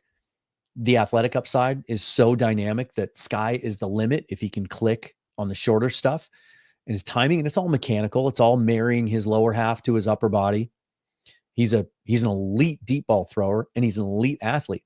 So if you have some stability at quarterback and you have Sam Howell as your backup next year, you could draft Jalen Milroe, depending on when. I wouldn't want to touch him until day 3.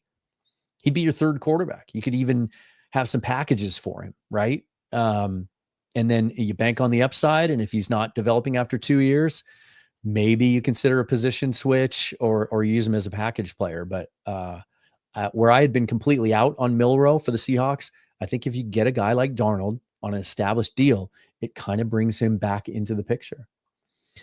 Thank you for the donation, Nick Coast. Is there a scenario that this offense actually gets better with Justin Fields behind a solid offensive line in this Kubiak system?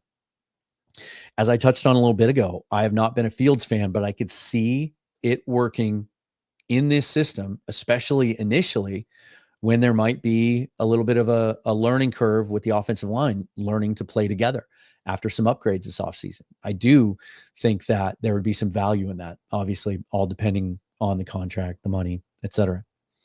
I'd rather be flying an X-Wing. If we sign Rodgers, I'll still be a Seahawks fan, but I might be on loan to the Raiders for a season or two. I'm telling you, I'm going to be watching the Raiders hard this year. How can you not? It's going to be so much fun, right? I might even have to do like a weekly Raiders segment on Seahawks Forever. I might have to put that out in a poll. How many of you would like to see that? Would that be fun? Or maybe like have a regular segment where I have somebody come on that covers the Raiders and talk about him and just kind of keep up with that. Yeah. Here's the thing about Rodgers. Like, I despise the guy.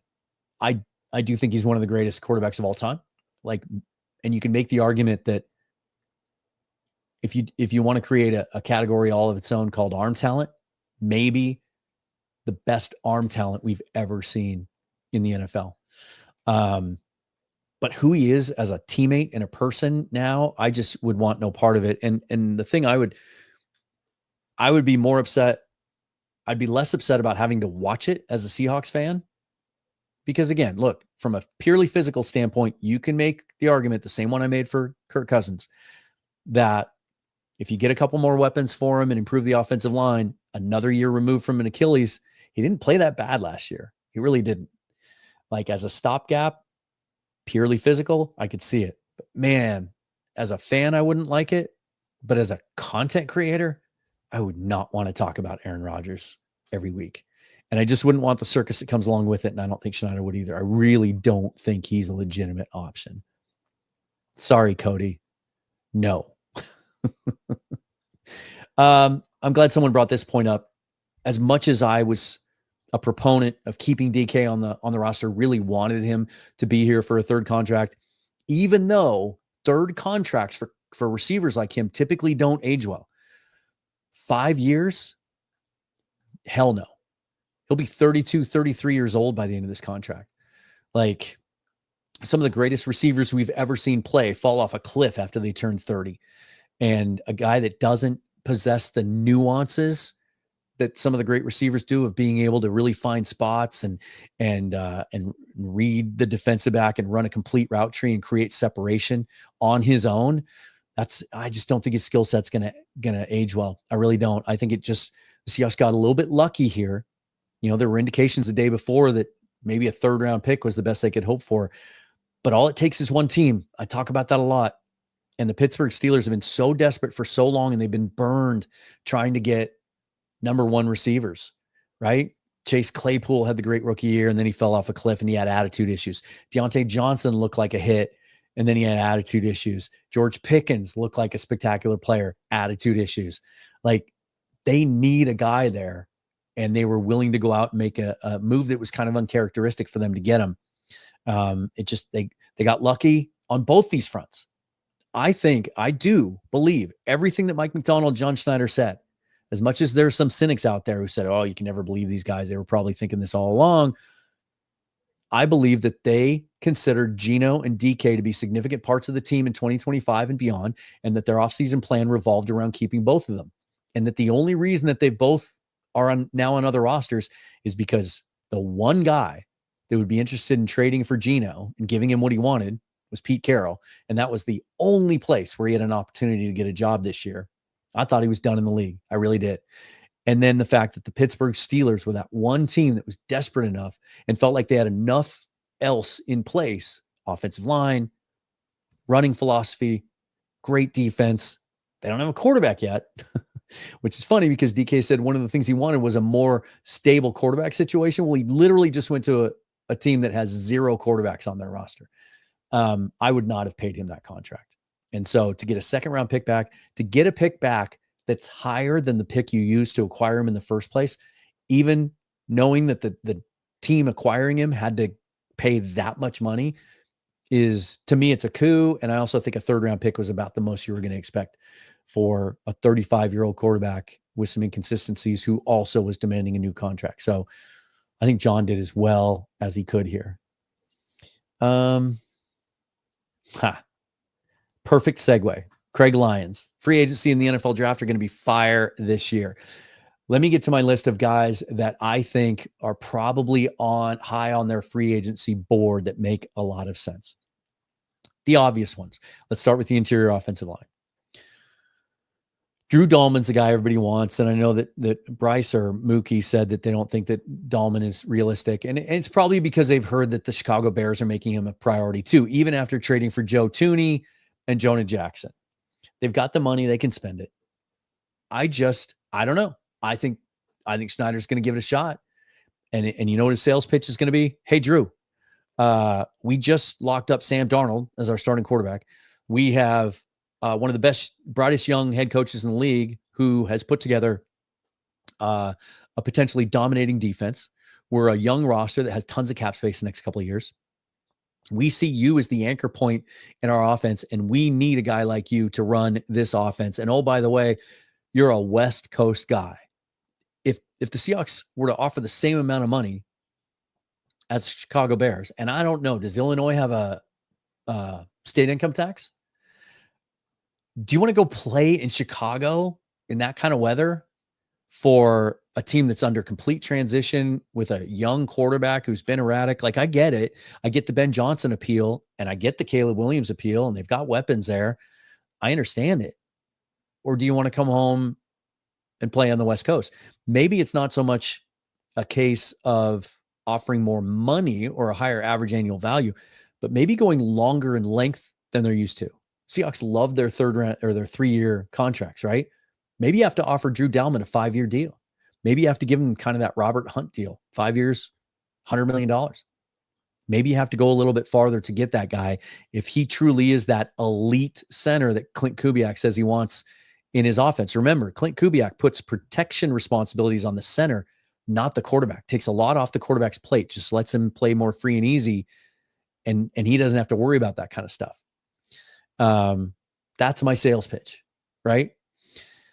If you don't land him, you might be able to pivot to Josh Myers, Green Bay, same age. A guy who was a 4th-round pick out of Ohio State his draft year 4 years ago, a guy that I scouted heavily coming out that year, liked him. He's not as dynamic of an athlete as Drew Dahlman, but his PFF grades in zone runs is very, very good.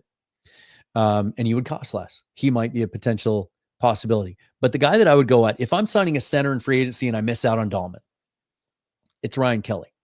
Indianapolis seems like they're ready to move on from him, and they seem to acknowledge that they're going to lose Will Fries, although there's a chance they could bring him back.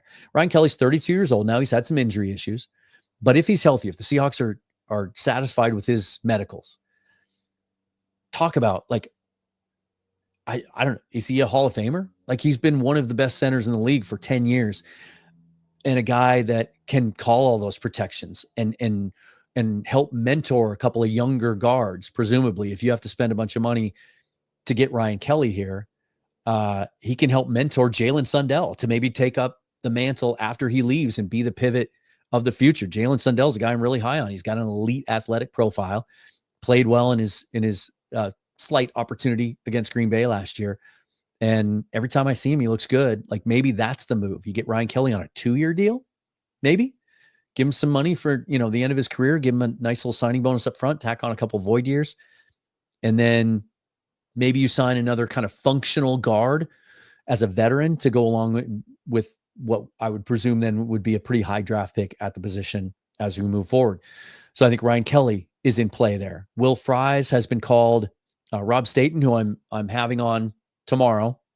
Stay tuned for that. Actually having him on very late tonight so that we can do it on London time for him.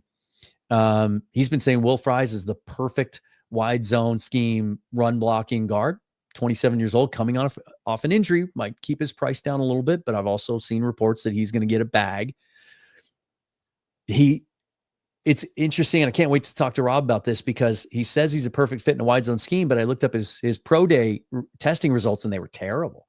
They did not indicate a good athlete. They kind of looked like Tyler Booker type testing numbers. So can't wait to talk to Rob about that. But certainly he figures in. And then Patrick McCarry from Baltimore is another guy. The thing that really appeals to me about him, he's 27, 28 years old. He's never really been a full-time starter, but when he has played, he's played well. And he can play all 5 positions. He's literally played all 5 positions. I would see him, though, as a swing tackle. He can play left tackle or right tackle. And you have to have a guy like that on your roster, right? Even if Abe Lucas is 100% healthy, which it looks like he is, and that's great. Charles Cross and those guys play a whole season together like they did it as rookies. You got to have a guy on the roster that can play both sides. It's to me, it's the best way to build your roster. Instead of some guys can play left side only, some guys right side only. So it's a real nice luxury to have. We had that in Stone Forsythe, but he just didn't play well enough. So he's not going to be back. We tried to acquire that in George Fant, but the knees wouldn't cooperate, or the knee. I think McCarry is a guy that would make a ton of sense. Although if you can't offer him a starting job, he may decide to go elsewhere. So you might have to sign him and tell him that he's going to compete at guard.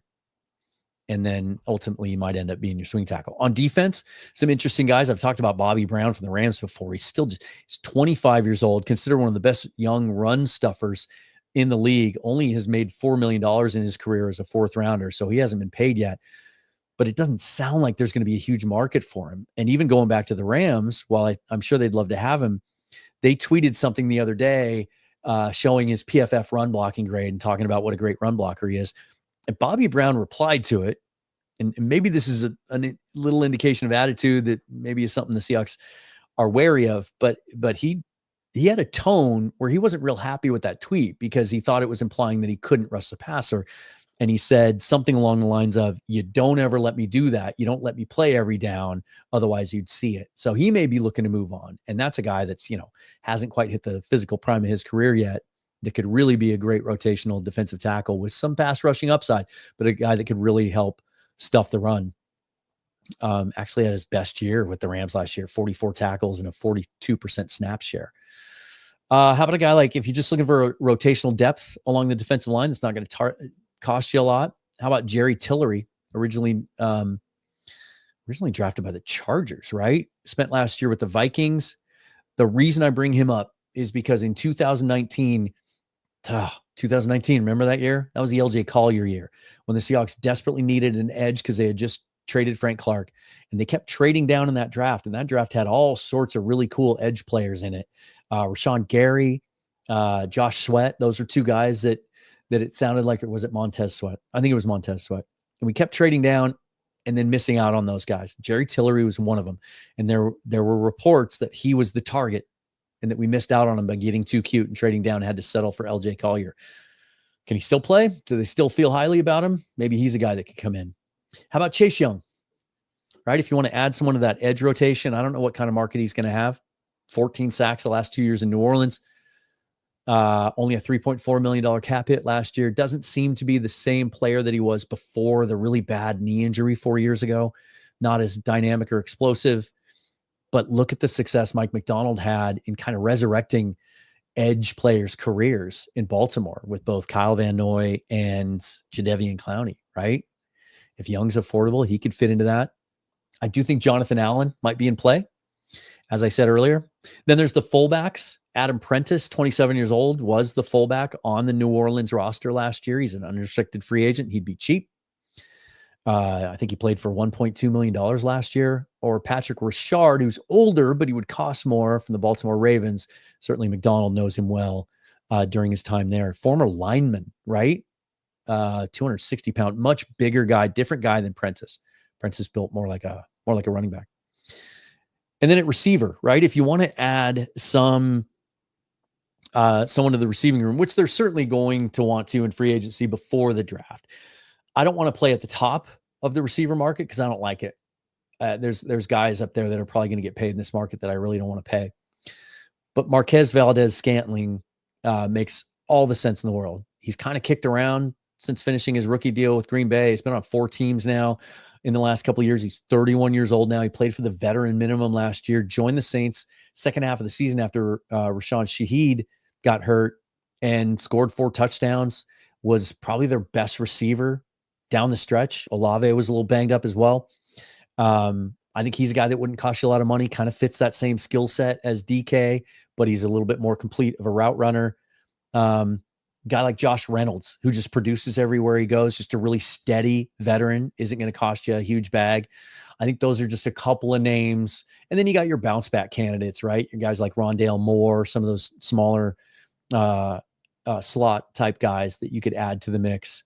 And then you're definitely going to be hunting outside guys in the draft if you were to do something like that. So those are just some of the free agents that I wanted to kind of throw out there. Well, let's do this, you guys, because hold on here. I would now like to welcome into the show Michael Thompson, my old friend from formerly of 12th Man Rising, now affiliated with Field Goals, one of the best draft analysts that I know out there. Michael, let me just ask you the question that I asked Bryce and Mookie earlier, and that I would ask any fan that I'm talking with as well. Like, is your head spinning for the last 72 hours? What do you make of everything that's happened over the last few days? Wild. Just like absolutely insane. This is, I wrote about it for Field Goals the other day. Like, this is John Schneider and even to an extent Mike McDonald's defining moment with the Seahawks, right? Like, this is John's first time without Pete, which even without Pete still finds a way to be a part of this crazy 72-hour period. But this is John putting together his team for the first time without Pete's help. This is his blueprint. For better or worse, this is on him, and this is what he's going with. And he doesn't want to pay DK Metcalf what DK wants. Maybe DK doesn't want to be in Seattle. Same conversation with Geno Smith, up to a price. It sounds more and more like it might be more about DK and Geno than John. And so he's not waiting around. He's pivoting, and he's pivoting very quick. And man, tomorrow morning is going to be a day of reckoning for the 12th man fans if John doesn't do something very quick. Well, how much do you think he will do? Right. We talked about a little bit earlier, how quickly he just talked about on his radio show a few days ago, how these next 4, 5, 6 days, you have to be able to pivot when things happen that you don't expect. And then literally hours after that, the DK news came out, the Geno deal, and he had to pivot. And I think I've made the argument already that I think he got as good of value in both those moves as you could expect, given those players' age and production and how much money that you were going to need to pay them as the acquiring team. Now that that's all been done, and now that essentially all 11 starters on defense are in place, not just for 2025, but beyond, like you talk about building a foundation of a defense, like that defense is locked in for a couple of years, and you get to add to it in a very good front 7 draft. And so now you really do get to just focus on the biggest weaknesses on the roster, which now includes quarterback, obviously, but that offensive line, they got all the money to do it. We talked about this before we hopped on. $68 million in cap space as we sit here today. That does not include the Josh Jobe or the Ernest Jones deal yet, and $180 million available next year, which is tops in the league. How aggressive is John Schneider going to be tomorrow? I think this will be the most aggressive we've seen Seattle since probably the Sidney Rice, Zach Miller year. I believe that was in 2011. Kind of setting the stage where they felt very similar. Hey, we've got a defense that we think we're building something special, and you saw that today. Like Reed and Jones, they wanted to be here despite all the crap we've heard about culture stuff in the last 24 hours. And that's fine. But I think we saw very quickly, those are two guys that are going to be captains and be part of this franchise for the next few years, for better or worse. And they wanted to be here. And to get them at the deals we got them at is amazing, because you're locking up guys that are good players that you're adding and you're keeping on a team that I believe finished last year in 12th in scoring defense. And I think we all think that's going to be probably even better this year, as long as the offense, isn't one of the worst in the league. But thank you, Craig. But like, there is, what is it, fifth in the league in cap space, I believe, going into tomorrow morning. Fifth or sixth is what I saw. That doesn't include Uchenna Nwosu, very likely getting his deal restructured. Yeah. So and they haven't touched Noah Fant. They haven't touched Noah Fant's deal. That's 13.4 right there. There is no way, there's no reason why you can't be over $80 million, which again, nobody's going to touch the Patriots, and it's going to be tough to touch the Chargers. But at the same time, you're right in that realm, which really helps you a lot with trying to get the guys that everybody wants. I think there's a good chance that a lot of people that the fans want is also who the Seahawks want. We saw that today with Brady Henderson talking about fries. Yeah. Dahlman, he's ball. We'll see what ends up happening. I think you're gonna have to go to 18, 19, maybe even 20 million to get him. Yeah. But I think John's not dumb, right? Like, he has decided to pivot. I think a lot of this stuff was figured out probably last week at the combine. It was just kind of setting up those final pieces of, hey, what happens if, hey, I don't think that conversation probably went so good with Geno Smith, or, where are we looking at? How do we pivot? And so I think some of this has been talked about, and hopefully that gives them enough time to be aggressive and to go look at, because you and I have talked about it. There's a few players in this free agency, which is known as a very mediocre class at best. I still think there is a path. And again, it is a more narrow path to success this year than if you would have just ran it back, knowing the pros and cons with that. But I think there is a path, and there are some guys that, because Seattle has a third place schedule, because the NFC West is in a state of, I don't want to say flux, but it's definitely kind of on shaky ground right now. And you got the NFC West schedule, or NFC South schedule, and the AFC South schedule. You can be a 9-win team and look up and you've got 12 wins. Like, this is not the year where you would necessarily want to blow it up. But John understands, I need to do something, because the guys that are pretty good, if not, very good, but aren't great, don't want to be here. I'm not going to overpay to keep them. So he's moving forward, and there's a path to take, and we'll see how it works out.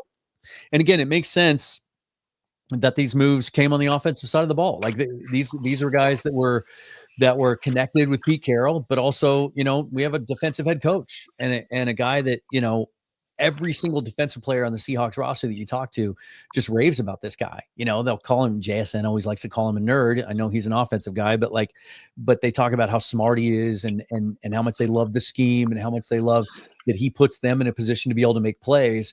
And, defensive players, if they're going to fly around and sacrifice their bodies and put themselves on the line, like, they want to enjoy the guy they're doing it for. And those are the guys that typically have success long-term as DCs or head coaches. And clearly, like, I still can't believe that the Ernest Jones deal is only $15 million guaranteed. Like, that just blows me away. Especially when today, two linebackers that, I'm not going to say they're worlds better than Ernest. I would probably say they're probably viewed by the league a little bit better or a little bit higher ranked than Ernest Jones.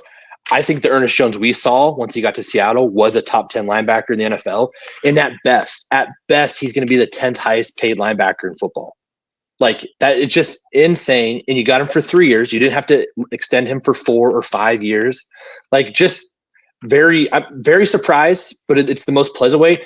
And I know a lot of people are still down in the dumps about Geno, and a lot of people are in the dumps about DK. But seeing those two deals makes me very excited for which direction the franchise is going, if this is how they're going to be able to do business.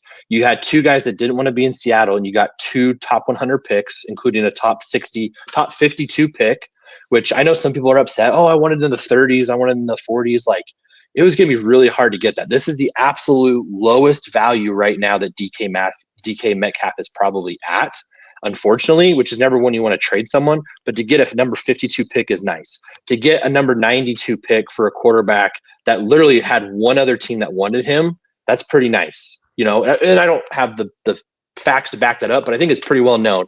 Geno was kind of boxed in to stay in Seattle if it wasn't for Pete Carroll being his best bud. Absolutely.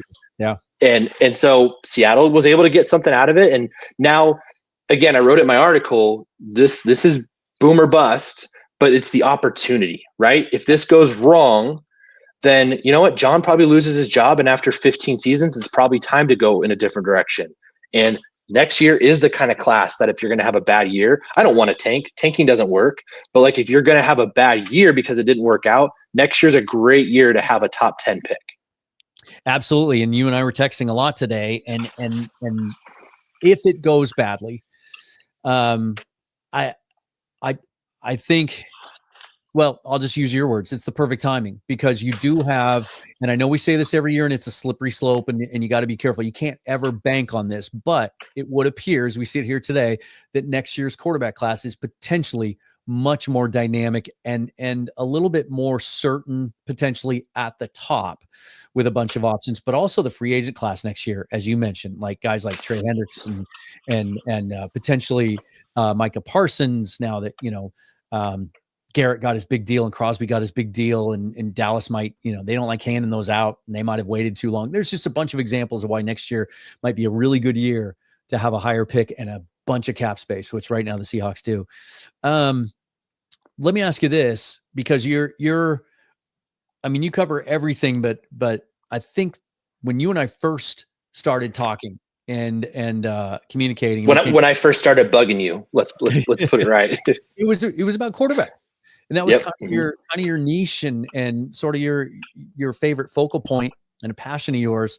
And I always defer to you on quarterback rankings is how, if indeed that's the move, assuming they're able to improve the offensive line. Okay. Let's just kind of set that to the side.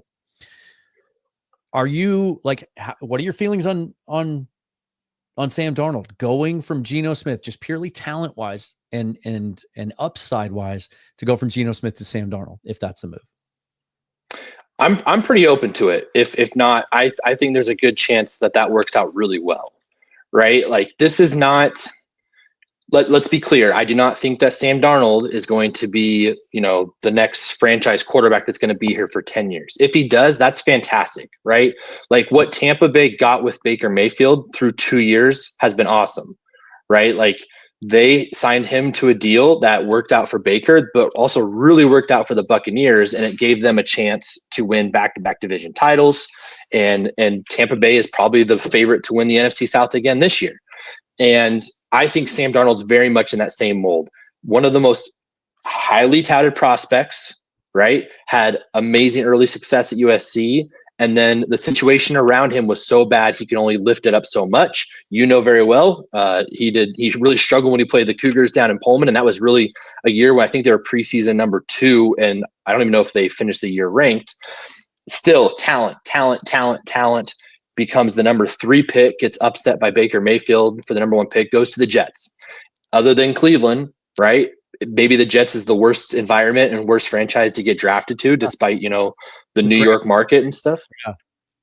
Yeah. We got to the point where Sam Darnold was seeing ghosts, and he got caught on Monday Night Football saying that, and that pretty much ended his career, the first half of his career. Yeah. Goes to Carolina. Right. Was awful. Right. And he goes to the right situation where he gets to sit for a year, get healthy, relax, learn from the San Francisco 49ers, who was the passing coordinator during their Super Bowl season, Clint Kubiak. And so then goes to Minnesota. McCarthy gets hurt in preseason. And all of a sudden you put Sam Darnold, a very talented player that's never had the right situation, with the right coach, the right offensive weapons, and even with a shaky offensive line, he finally got into the right situation, and they won 14 games. Yeah. Like 14 games. The Seahawks have never won 14 games in the regular season. He was a win away from being the number 1 seed. And you know what? The pumpkin, however you want to say it, the clock struck midnight in that Sunday Night Football game to end the year. And then the clock struck midnight in Phoenix when they lost to the Rams in that playoff game. And I feel like everyone's just discounting the 16 games before that.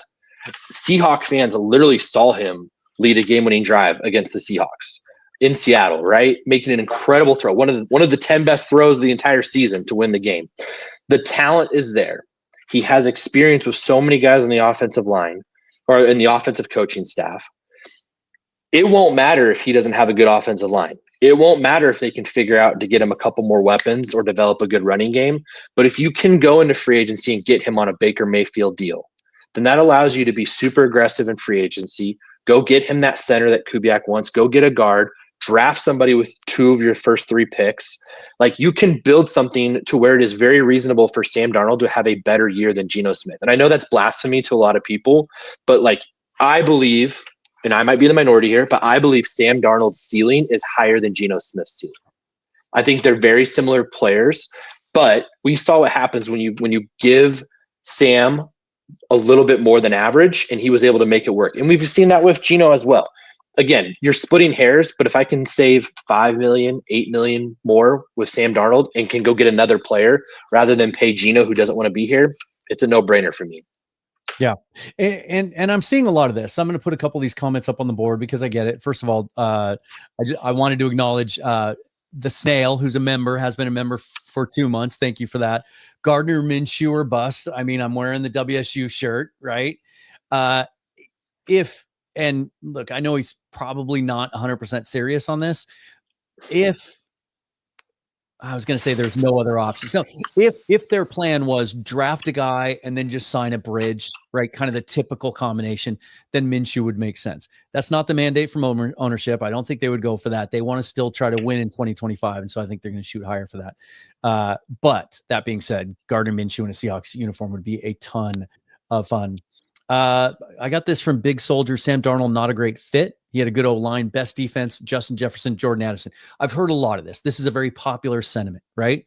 We've already talked about how we believe, and I've been saying this for 2 months, that John Schneider is going to go out and aggressively address the offensive line, both in a combination of free agency, the draft, and what they have on hand, because people seem to want to give up on all of the picks that we've made on the offensive line over the last 2 years. There is the connection with Clint Kubiak, and they are going to address those things. This falls under the category for me of, and I said this to Mookie and Bryce earlier, good thing the Seahawks don't play tomorrow, right? There's a lot that can be done between now and then. But then we get someone like Awesome O says it's not blasphemy. Sam Darnold is better than Geno Smith. It's kind of all over the place. Chicken God, Vikings had a number 9 ranked offensive line. I mean, I get all that, right? I do see the ceiling, but I also think it's only going to be one part of a 2-part plan.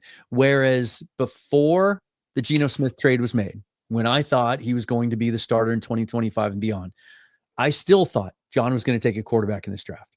And I had been campaigning openly for the fact that he needed to this year and moving forward until they find the right guy. As soon as they traded Geno, I think it changed the equation. And now, even if it's Darnold, even on a fairly long-term deal, like let's just say it's the Baker Mayfield deal, right? For 3 years with a pretty easy out after 1, a real easy out after 2, if they want to. Now I think you're also looking to draft a quarterback high, maybe even with the first-round pick. Absolutely. And for, some of the fans of your show might even be a little too young to remember, but there's definitely some shades of Matt Flynn here. Right? Like where you go get a quarterback. Yeah. Yeah. It's so Sam Howell is Tavares Jackson, right? Sam Darnold would be Matt Flynn. And then potentially, just for example, at 18, Jackson Dart could be Russell Wilson.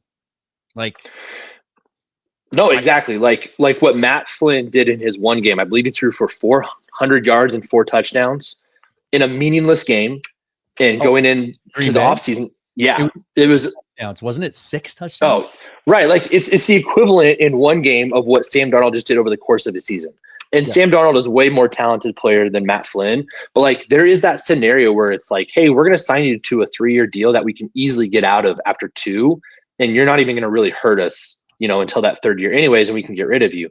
But yeah, this definitely changes that dynamic. And on the John Schneider show this week with Bob Stelton, he talked about it. He said there was a couple of quarterbacks that I don't know if he said threw really well or really impressed us. He said one of those 2 things. And so we had to go back to the drawing board and we had to reevaluate before we go and visit them. Right. And so a couple, what is that? Is that 2? Is that 4? Everyone talks about, who played well who threw out the combine, who didn't. But I definitely think that puts at pick 18, you're in that crosshair where at pick 18, you're probably going to have that decision, because I think there's a real shot, if not even a more than 50% shot, that Shedeur Sanders and Jackson Dart are both going to be there. And I know a lot of people don't want to even have that conversation about Sanders, but I'm just saying that's someone that you didn't think was going to be there. And if things are going in a way again, it feels very like the NBA where a player will drop himself out of the combine and every single drill once he gets a promise from a team. It kind of feels like Schneider has a promise from someone. So I don't think he'll make it to 18, but like the consensus is that he is going to be in that position to fall if the Jets don't take him at 7. Yeah. And so that is something you just have to have that conversation. Hey, how does Shedeur Sanders play? You know, we've already seen him in colder weather in Colorado, and he played really well. How does he look in Seattle? How does he look in the Kubiak scheme? I've seen a lot of people talk about, Shedeur Sanders is a perfect fit in the Sean McVay scheme. Like it's very similar style and setup. I'm not saying, I'm just saying that it's someone to look at. Jackson Dart. And that's the other thing about this draft. I don't think there is a better draft. Again, I think teams like this draft more than the fans do because we didn't really watch that star quarterback. We didn't have, that stud we didn't get to watch Cam Ward in the playoffs. We didn't get to watch Jackson Dart in the playoffs. We didn't get to watch Jalen Miller in the playoffs. Quinn Ewers was not healthy in the playoffs. The only guy that really played well in the college football playoffs was Will Howard, right? And Riley Leonard to an extent with his legs. And so you go into this draft with this Shanahan, Kubiak, McVay style scheme. Dart fits that. Quinn Ewers fits that. Will Howard fits that. Shedeur Sanders might fit that. Like there is a definite feel at 18 or maybe even a little bit later that there is a fit for one of these guys. And I think absolutely either we're taking a quarterback at 18 or we're going to use pick 50 and 52 and probably trade up to get into the 30s and probably take a guy, which if you're going to get into the 30s, and I know I've had some pushback on this. If you're going to go that far, you might as well get back into 32 to get that extra 5th year. And I know a lot of people think that's an overrated thing, right? But it's also good to have that, right? So that's kind of where I'm at. I think 100% we're going to see a quarterback taken by Seattle, in my opinion, and within the first 40 picks. Just for the record, January 1st, 2012, Flynn started the final game of the season for the Packers against the Lions. Was that the year the Lions went winless? Probably. Threw for 480 yards, 6 touchdowns, and a 45-4, but they still gave up 41 points. That's crazy. Just wanted to follow up on that. To your point, I'll even say this, and the more that I study these quarterbacks, and especially after the combine and the way that he interviewed and everything else, I just think Jackson Dart exemplifies everything John Schneider loves in a quarterback and makes all the sense in the world. So I'm going to keep using him as this example. Mm-hmm. When the Seahawks traded Russell Wilson and got all those picks and even some players in return, I think, and I'm not on an island with this, I think it was universally assumed that he fully expected to use some of that draft capital to find the next quarterback, and that he just expected that to happen. And if you go back and you break down the next 2 years, the draft just never fell their way. And they would have had to reach if they wanted to take a guy. We entered into some of those drafts thinking players are going to be available, but like the best example of how it didn't work out is when we had the 5th pick and the guys that they liked all went 1, 2, and 4, right? Or 1, 3. Yeah. 1, 2, and 4. And thank goodness it wasn't Anthony Richardson now with how things have turned out. That just shows you the volatility and the risk of drafting that position. But I think Dart exemplifies everything: tilt the room, personality, competitiveness, all the pro style traits, everything else. Because he missed out those 2 years after the Russ trade, if that's what he decides, if he goes into this draft and he has as much conviction about Jackson Dart as he did about Russ, where he said he didn't want to get out of that draft without him, where he did about Josh Allen and Patrick Mahomes, where he considered figuring out a way to draft those guys, even though Russ was in the prime of his career at the time. If he has that kind of conviction about Dart, he may not want to take a chance, and he may feel like he has to be a little bit aggressive and move up a little bit in order to secure him. And now they have the draft capital to do that if they want to, and still be able to address the rest of their needs. Yeah. So if you look at the NFL draft trade value chart, there's, a lot of different sites you can go look at that, but pick 50 and 52, if you were to trade that, the equivalent, if you were to use both picks, that would get you up to number 22 in the first round. So that is that value. And that's why I think if you want to package those, I think you can easily get into the 30s or late 20s.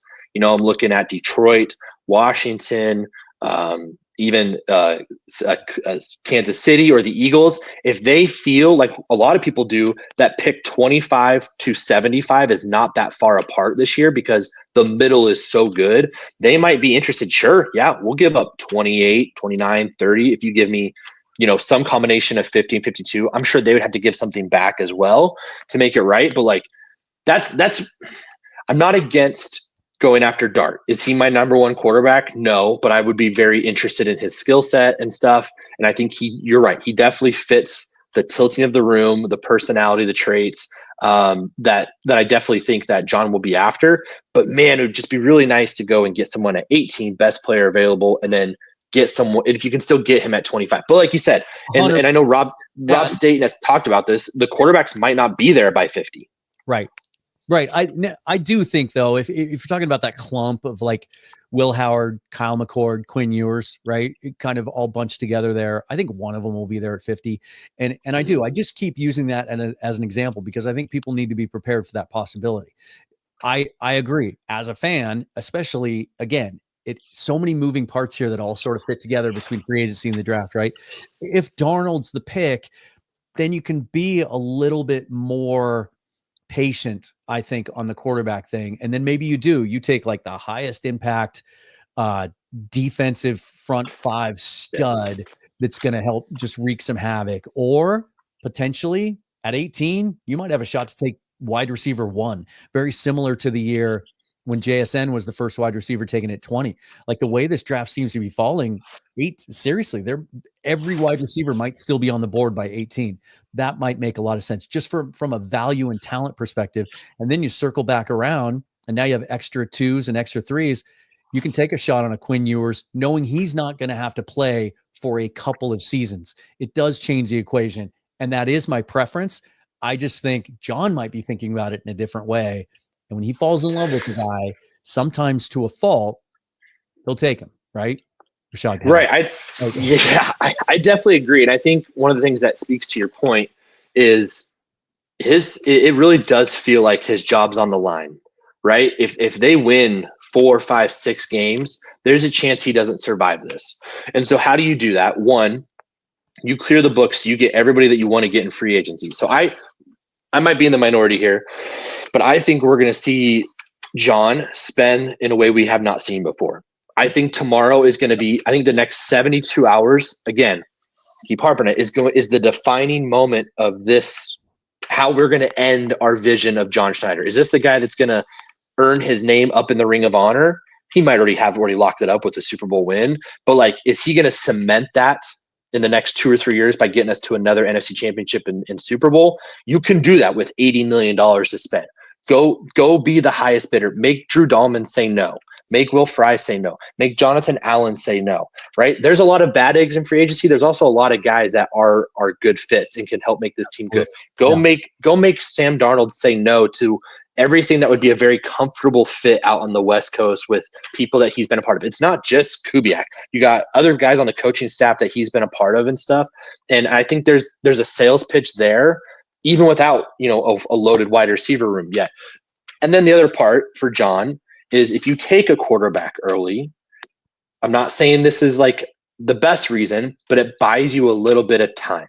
Because if you get Sam Darnold and you draft a quarterback at 18, guess who just did that and almost made the playoffs despite it not working out? The Atlanta Falcons. Right. Okay. And the Atlanta Falcons we're talking about the fit and the years and it just not fitting. If the Atlanta Falcons act normal and don't draft a quarterback at 9 after paying Kirk Cousins so much money, there's a good chance Michael Penix or Bo Nix falls to Seattle last year. Not saying we would have taken him, but you're just in that situation where it would have been very hard for the public on John if he didn't take a UW or an Oregon quarterback. And so I just think there's a few avenues here where, hey, I've got the most money I've ever had to spend. My defense is, like, knock on wood, is set. Like, I got a top 10, probably the top 8 defense, and that schedule is going to allow me to have a really good really good defense, most likely. I just need a veteran to not screw it up, and then I need a quarterback so then I can tell the public, tell ownership, well, I'm just waiting until Dart is ready. Oh, I'm just waiting until Will Howard's ready or Quinn Ewers is ready. And Sam Darnold's the same guy that's going to win us 8 to 12 games on a, that kind of that in between, that middle ground. And who knows, maybe we win a playoff game or win a division and get a home playoff game. That's more money for ownership. Like, this is also a business. It's a sales pitch. And that's what Sean is trying to do right now. And he wants to go down with his guys, or he wants to win with his guys. Yeah. I did want to put this comment on the screen because I do think it represents a pretty significant portion of the fan base, how they're feeling today, right? I've seen this type of comment a lot today from Coda Dad. Dan, they haven't turned the team around. They gutted it. Your positive spin when the team has few good options at QB and Dahlman looks to be going to the Bears. The new picks are low second and third. Ugh. Okay. I get it. And I understand the sentiment. I really, really do. But first of all, Schneider was really given no choice. Your quarterback doesn't want to be here. Your star wide receiver doesn't want to be here. I don't want him in the locker room. Like, that's just the way of the modern sports athlete. Like, you could say, and I've had people say this to me over the last couple of days, like, well, you just keep him and you get the comp pick a year later or whatever. You just, having an unhappy player in your locker room, let alone two of them, is not a great formula if you're trying to win. And also, comp picks are not guaranteed. To your point, with all the cap space they might have next season, and as good as the free agent class is, you go sign 3 of those guys, it offsets everything you lose, and you're not going to get any comp picks. It's not guaranteed. You got to take the guaranteed capital now. Plus, they ended up getting a 2 for DK instead of a 3 if he had walked last year and they hadn't signed anyone else in free agency. So I understand this, and I do acknowledge that the range of potential outcomes here is massive. This could, if they nail this offseason, they could be a Super Bowl contender. I truly believe that. They could also be in the running for the first pick in the draft next year if this doesn't go well. So I acknowledge that. It's a massive, massive risk anytime you move off a good quarterback, and it's what I've been warning people about for the last couple of years that wanted Geno off this roster. Now you get what you wish for, but be careful because it doesn't always work out great. It's the hardest position in professional sports to fill. I'm convinced of that, and nothing will ever change my mind about that. And if you have a good one, it's really hard to improve upon that player. So it could go either way. Again, in a very sick and twisted way. That's kind of what excites me. Like, I get off on this stuff a little bit, but you know who else probably does? John Schneider. Like, this is probably some of the most fun in a weird way. Like, some of you might not understand my use of that word. This might be some of the most fun he's ever had as a GM. Yeah, and I understand those comments and stuff because the NFL is a lot different than, like, say, the NBA, where, the NBA, it's 82 games, it's a slog, and there's something to, making the playoffs and kind of being in that middle. In the NFL, that, it's not too bad, but, like, there's still something about being in purgatory. And I think it's been fun. It's been enjoyable to have the hope for the last decade. Oh, I think we got a shot to win the division this year, right? And if I'm correct, we have won the division 2 times in the last decade. So, like, and one of those years we didn't even get to have fans in the stands, and we lost our first game. So, like, that hope is a little kind of fake. It's not real. And so I'm not saying I want to tank. It reminds me of what Joel Klatt said before the start of the season. I can't remember exactly how he got talking about the Seahawks, but he was on Brock and Salk, and he asked them, he says, close your eyes, and can you imagine you're at the Super Bowl and Geno Smith just won the Super Bowl and he's holding the Lombardi trophy? And I believe he said, I can't imagine that. So he basically said politely, you're stuck. And so, like, if you can't imagine that, then you're not going to get there. And so you have to make decisions and make changes. And that was before the season started and everything happened as it unfolded this year. But I keep going back to that statement because I think I'm in the same spot that Joel was. And so this is kind of what I've wanted. I like Geno Smith. I hope Geno Smith does awesome with the Raiders and with Pete Carroll. And I think he was a great representation of quarterback of the Seahawks during a very difficult time. It's very hard to lose your Super Bowl champion franchise icon and to have a guy that was probably liked even more for the next 3 years. And so that's a testament to Geno. Yeah. And so I think it's now. The time is now, unfortunately. On the screen from Dogzilla Monster. Thank you for the donation. Says fun to blame folks, but it sucks where we are now. This is a very, very common sentiment right now. Yeah. And I understand where people are coming from. It's a scary place to be because you can project all this stuff and you can read reports and you can hope on things, but it might all go another way. The Steelers might come in and offer Sam Darnold more money than the Seahawks were led to believe that he would sign with them for, and they might lose Sam Darnold. They might have to turn to plan B or C or D at the quarterback situation and get painted into a corner. The same thing could happen on offensive linemen. I mean, everybody seems to assume Dahlman's going to Chicago. Is that just based on speculation, or is there any kind of, hard reporting? I don't know. Like at first I thought, gosh, they just acquired so much cap space in Joe Thuney and Jonah Jackson. And I know they're going to try to extend Thuney. That'll lower his hit and everything else. They're really going to go for Dahlman too. But I get it because Ben Johnson had so much success in Detroit with an elite offensive line. So of course that's where you're going to spend your resources, but it could go off the rails, and we could be sitting here 3 days from now going, okay, all those guys that we wanted went elsewhere. Now what? Right. So I just, I want to caution people to be patient if you can, because it's kind of like the draft. The way the draft is split into 3 days now, right? If you don't get that guy or you don't address the position in the first round that you think they should have, you have to wait a whole night.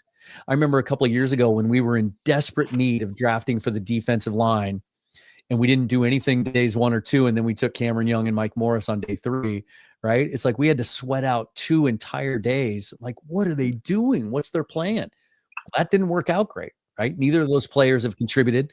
They had to go make the move for Leonard Williams and draft Byron Murphy in the first round last year. So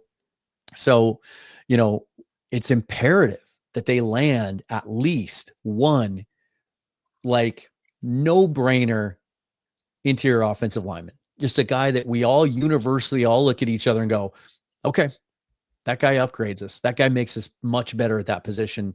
Now what's next? And until that happens, people will panic. It's like what always happens in I know you're a big baseball fan. You've written about it too. Here's a classic example of what I'm talking about. When baseball trades are announced, sometimes the information comes out, the basics of the trade, before all the details come out, right? So you find out you just dealt one of your best players to another team, and you don't know what you're getting back for it. And everyone panics and they go, oh my God, that's all we're getting. And then 5 hours later, you find out that you got 3 of their top 10 prospects, and suddenly the trade looks a whole lot different, right? So I just caution people, if they don't sign Sam Darnold, Drew Dahlman, and Will Fries tomorrow, all might not be lost, right? It's a process. It's a 6-week process before we get to the end of the draft. Yeah, I agree. Like you said, there is a process. The NFL is fascinating because the 3 guys we're talking about that I think everyone really wants to have, because it keeps us in our minds competitive. I think between you and I think it puts us still in the NFC West divisional chase. Sam Darnold, Drew Dahlman, Will Fries. There is a chance that all 3 of those guys have already agreed to their deals before we go to bed tonight. And it's just a formality with this, of course, right. It's all under, legal tampering and stuff. But like, a lot of this stuff has happened. But some of the best moves in free agency didn't happen in the first 24 hours, right? The Philadelphia Eagles are a great example of that. They didn't get the hottest players. They got the right players. Saquon Barkley, there was a concern about what he might be able to do. I think there was a hope of the potential and stuff. Mekhi Becton was a bust, right? He wasn't the first guy I think that signed, right away for the biggest contract. And a lot of people have talked about this on social media. It's not about getting the flashiest players. It's about getting the right players. And like this, in certain years, the T. Higgins stuff, like the Seahawks getting T. Higgins is not the way to go. They need to go fix themselves. Oh, sorry. You're good. That was another lucky break the Seahawks got. T. Higgins not getting to the free agent market, I think was huge for DK getting moved for a 2nd-round pick, because the Steelers would have been in on that. I will say this too, to your point on interior offensive linemen, another good opportunity to sort of caution the fan base. There is a chance that maybe Will Fries and Drew Dahlman go elsewhere. Those seem to be the top 2. I know there's some people have come to me with James Daniels coming off an Achilles. That's a concern for me. There are some other guys too. But there are guards in this league that are very, very good starting guards that are unrestricted free agents, that their fans of their teams don't want to see get away, that you have never heard of. I think more so than any other position in the league outside of like a lot of times with like rotational defensive linemen, you'll see that too. You'll be like, the Seahawks just gave, Joe Smith a 3-year, $45 million deal. And he's going to be our starting left guard. Who the hell is Joe Smith? And then you look him up and you're like, oh, he was a top 10 PFF rated guard. Oh, he's 26 years old. Oh, he's a 4-year starter. Oh, the fans of that team are pissed that he got away. Like, I think that happens more in interior offensive line than maybe any other position. For sure. A lot of that has to do with where you got drafted, just like a lot of other positions, where you got drafted, and then possibly what happens if I get to go to an outside zone blocking scheme? What happens if I get to go to the son of the, one of the great forefathers of, doesn't matter who's in the backfield, they're running for 1,000 yards, right? Like you and I grew up watching who was it? Griffin, Terrell Davis ran for 2,000 yards. Like, it wasn't just Terrell Davis. It was a bunch of no names, right? That had some amazing years running that system, whether it was in Houston with his dad, Kubiak, or whether it was in Denver when he was the OC and stuff. My only thing I would say on this is offensive linemen aren't necessarily considered sexy, right? Like they're not known as like the high profile signing that gets everybody buying season tickets or excited and stuff of that nature. Dahlman has developed that to where I believe there's a lot of guys that know football, that know who he is and like know he's a big deal. I think the Seahawks could sign Will Fries tomorrow, and you and I are going to be very excited. But like some of our casual friends are going to be like, Freeze, like the U of I quarterback, is he related to that? Like, or who the heck is Will? Yeah, who the hell? Yeah, right. Like, whereas I think Dahlman, they're like, oh, is that? I don't know. I just feel like there's a little bit more of that Dahlman where. When you move, I guarantee you, most of the fan base in Seattle did not know who Drew Dahlman was a month ago, and now he's the guy that if we don't get him, Schneider should be fired. That's how it works. Yeah, and so that's just what the interesting part is this is not how you do a business, but there is a sense that John has to do something in the first 48 to 72 hours. I don't think it has to be in the first 4 hours. I think that's what people are going to be waking up tomorrow when that 9 a.m. hits. They'll be like, I expect to hear somebody in the Seahawks in the next 20 minutes. No, you need to let this process play out over the next 24, 48, 72 hours. That's typically when the first tier of those free agents go. And like I said, I think Seattle will get 2 players in the first 72 hours. And I expect both will probably be along the trenches. Might be defense, might be offense. I think they'll go that route. And then I think you're going to see a lot of Clint Kubiak guys, a lot of Shanahan guys. They're going to be coming in to be a part of just kind of getting through a year while Clint gets his feet under him. Yeah. But it is that weird thing where I think you and I both understand. If they can go get some offensive linemen and just be average in the offensive on the interior, this team's going to be all right. Doesn't matter who's at quarterback because the scheme works and stuff, and there's still enough there, and the defense is so good that I find it really hard for this team to win 4 or 5 games. Like the defense is too good. It's just that other side that you're not signing that person that you're going to put on a season ticket. You're not signing that person that you're going to see on the billboard in the parking garage as you're pulling into Seattle to go watch a Seahawks game, right? Yeah. And so that's just that interesting thing where you removed the 2 faces of your franchise, and how you respond is going to be very interesting if John cares about that. Yeah. I wanted to put this up because this has been a popular sentiment for a while. Jake Browning's a name that hasn't been tossed around a lot. I know he played really well 2 years ago when Joe Burrow was hurt. Of course, he's a guy that played at UW here. He's really well known here. He's a West Coast guy, prolific high school passer. I just don't think that the Bengals are one of the most risk-averse teams out there. I just don't think, and I've asked some people that cover the Bengals, like, would he be available in trade? And they don't seem to think he is. Like, they just value him that much as an inexpensive backup that they can win with should Burrow go down. And Burrow's had injury issues. And then Joe Milton, like we just talked about Matt Flynn. Right? Joe Milton played 1 good game against backups in the last game of the season. He's a guy that I get it. I understand the appeal to fans because he has the big arm, but he had red flags all over him when I evaluated him coming out of Tennessee and that offense and that fit. And I don't think, just because you saw one flashy game where he made a couple of plays and showed off that arm, and I'm sure people remember the combine too, where he threw it 80 yards. Doesn't mean that translates to a good quarterback. And if the Seahawks evaluated him highly, he wouldn't have lasted till the 6th round with New England. They would have taken him last year. And there was a lot of solid reporting over the last couple of days that the Patriots were very much involved in this DK Metcalf conversation. And for a while were considered by some to be the front runner, making a move. They had a ton of cap space. They have a need there. They're trying to surround Drake May with as many weapons as they can, and they really don't have anything like DK. If those conversations happened, then you would think that Milton would have been involved in that too if Seattle wanted him and it didn't come to fruition. I just don't think he's a guy that I would put much stock in other than being a lottery ticket. Also, why would the Patriots want to trade him? You have a young quarterback who isn't fully developed yet, a guy who puts his body on the line at times and runs the football. He's willing to do that. And if he gets banged up and they have offensive line issues, so until they fix that, he's going to be at risk.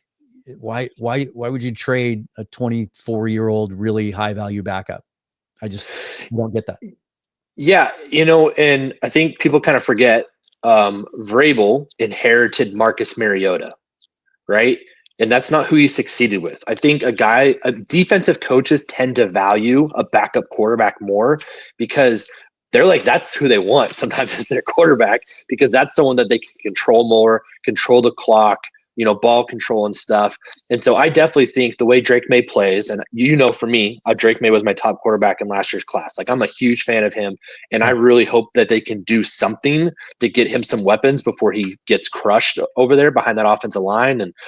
But Milton's a great backup to have just in case, right? And a guy like Vrabel knows more than most coaches, knows the value of having a good or competent backup quarterback. You can ride that all the way into the playoffs with the right situation and stuff. And so Vrabel's not interested in trading him. And again, I know I might be in the minority. Pick 52 is good value for the lowest value that you're going to get in DK Metcalf. If you want to be pissed, don't be pissed at John Schneider. Be pissed at Ryan Grubb, right? Like, be pissed that Ryan Grubb made him his value to that point, right? Yeah, if you were going to try and get the most value for DK, you would have traded him last year and not seen what happened this year.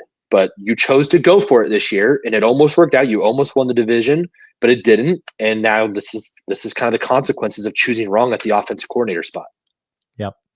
Silent Awareness says draft for trenches. Obviously, that's the emphasis. And I would say this to anyone, because now we have to address quarterback and now we have to address wide receiver, and there's still needs in the tight end room.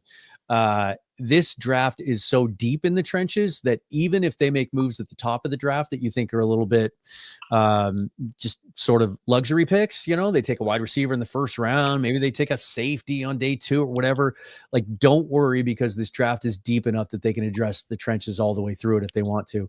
And I don't think John's done on just because, as we said, that all the starters are locked up now and that foundation is solid. It's just, they're going to add in free agency to the defense as well. Maybe a big move like a Jonathan Allen. We've talked about that. They might even, with some of their extra picks, they could trade for Trey Hendrickson, right? Like, they could make that move if they wanted to. We know they tried to get Max Crosby early on when they were offering DK and Geno to the Raiders. So they still might have interest in doing that. But at the very least, they're going to sign a couple of guys that they think fill roles on the defense as well. And so I would just, tell those people to just chill. Now, I want to ask you about another guy. If they should strike out on Darnold, or maybe Darnold's not the choice, despite all of the reporting. I've seen a lot of this. Zach is asking, Jimmy Garoppolo isn't better than Darnold, but he isn't that far off. 34 years old, a couple of years under McVay, a couple of years under Shanahan before that. He would certainly be a natural fit for the offense. If that were the move, how would you feel about Jimmy Garoppolo?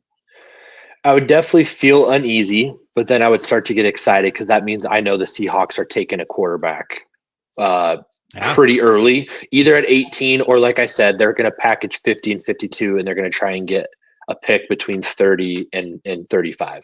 Yeah. And so, that's where our franchise quarterback is. Jimmy Garoppolo. I grew up in a 49ers family, right? So I've heard a lot about Jimmy Garoppolo. In vain. Mm-hmm. Yes. The Jimmy G and the Michael Crabtree were the two curse words I remember the most growing up and stuff, of talented players that never quite stepped up in the moment when they needed to, as Seahawk fans are very well aware. Thank you, Crabtree. But Jimmy G, 5 years ago, threw a really nice ball. Was a streaky quarterback that if you get him in the flow, you get him in the timing, he can get you into the playoffs and play well. And, a couple of those playoff wins were a little fluky, amazing running games. I think the NFC Championship win over Green Bay, he only threw the ball 8 times. When they upset Green Bay, one of those years, they got like a punt block for a touchdown and stuff. And so if you're drafting Jimmy G, it's to make sure that the offense knows how to start to run this Kubiak scheme. You're not drafting, or you're not signing Jimmy G because you're trying to go to the Super Bowl, win the NFC Championship. He is there to help. He's a Jackson Dart, right? Will Howard, or any of these quarterbacks. Hey, this is how I do this. This is how I do this. This is how I throw the bonehead interception in the third quarter that lets the team get back into the game. Like that is what you bring him in for. There's other routes you can go, but I would not be stunned if they bring him in and it's very clear. Hey, the Steelers signed Sam Darnold or whoever, and we are going to go the path of like.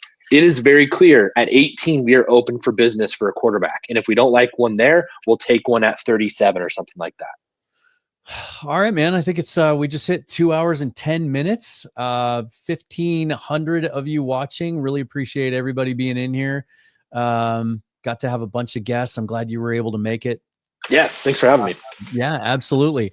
I gotta take a nap because I gotta get up in 5 hours and talk to Rob Staten from London, and got to account for to try and squeeze him in. Got to account for the time difference. And it's funny when Rob and I finalized this a couple of days ago and got our schedules together, I thought we were going to be talking about a lot of what ifs, like what if.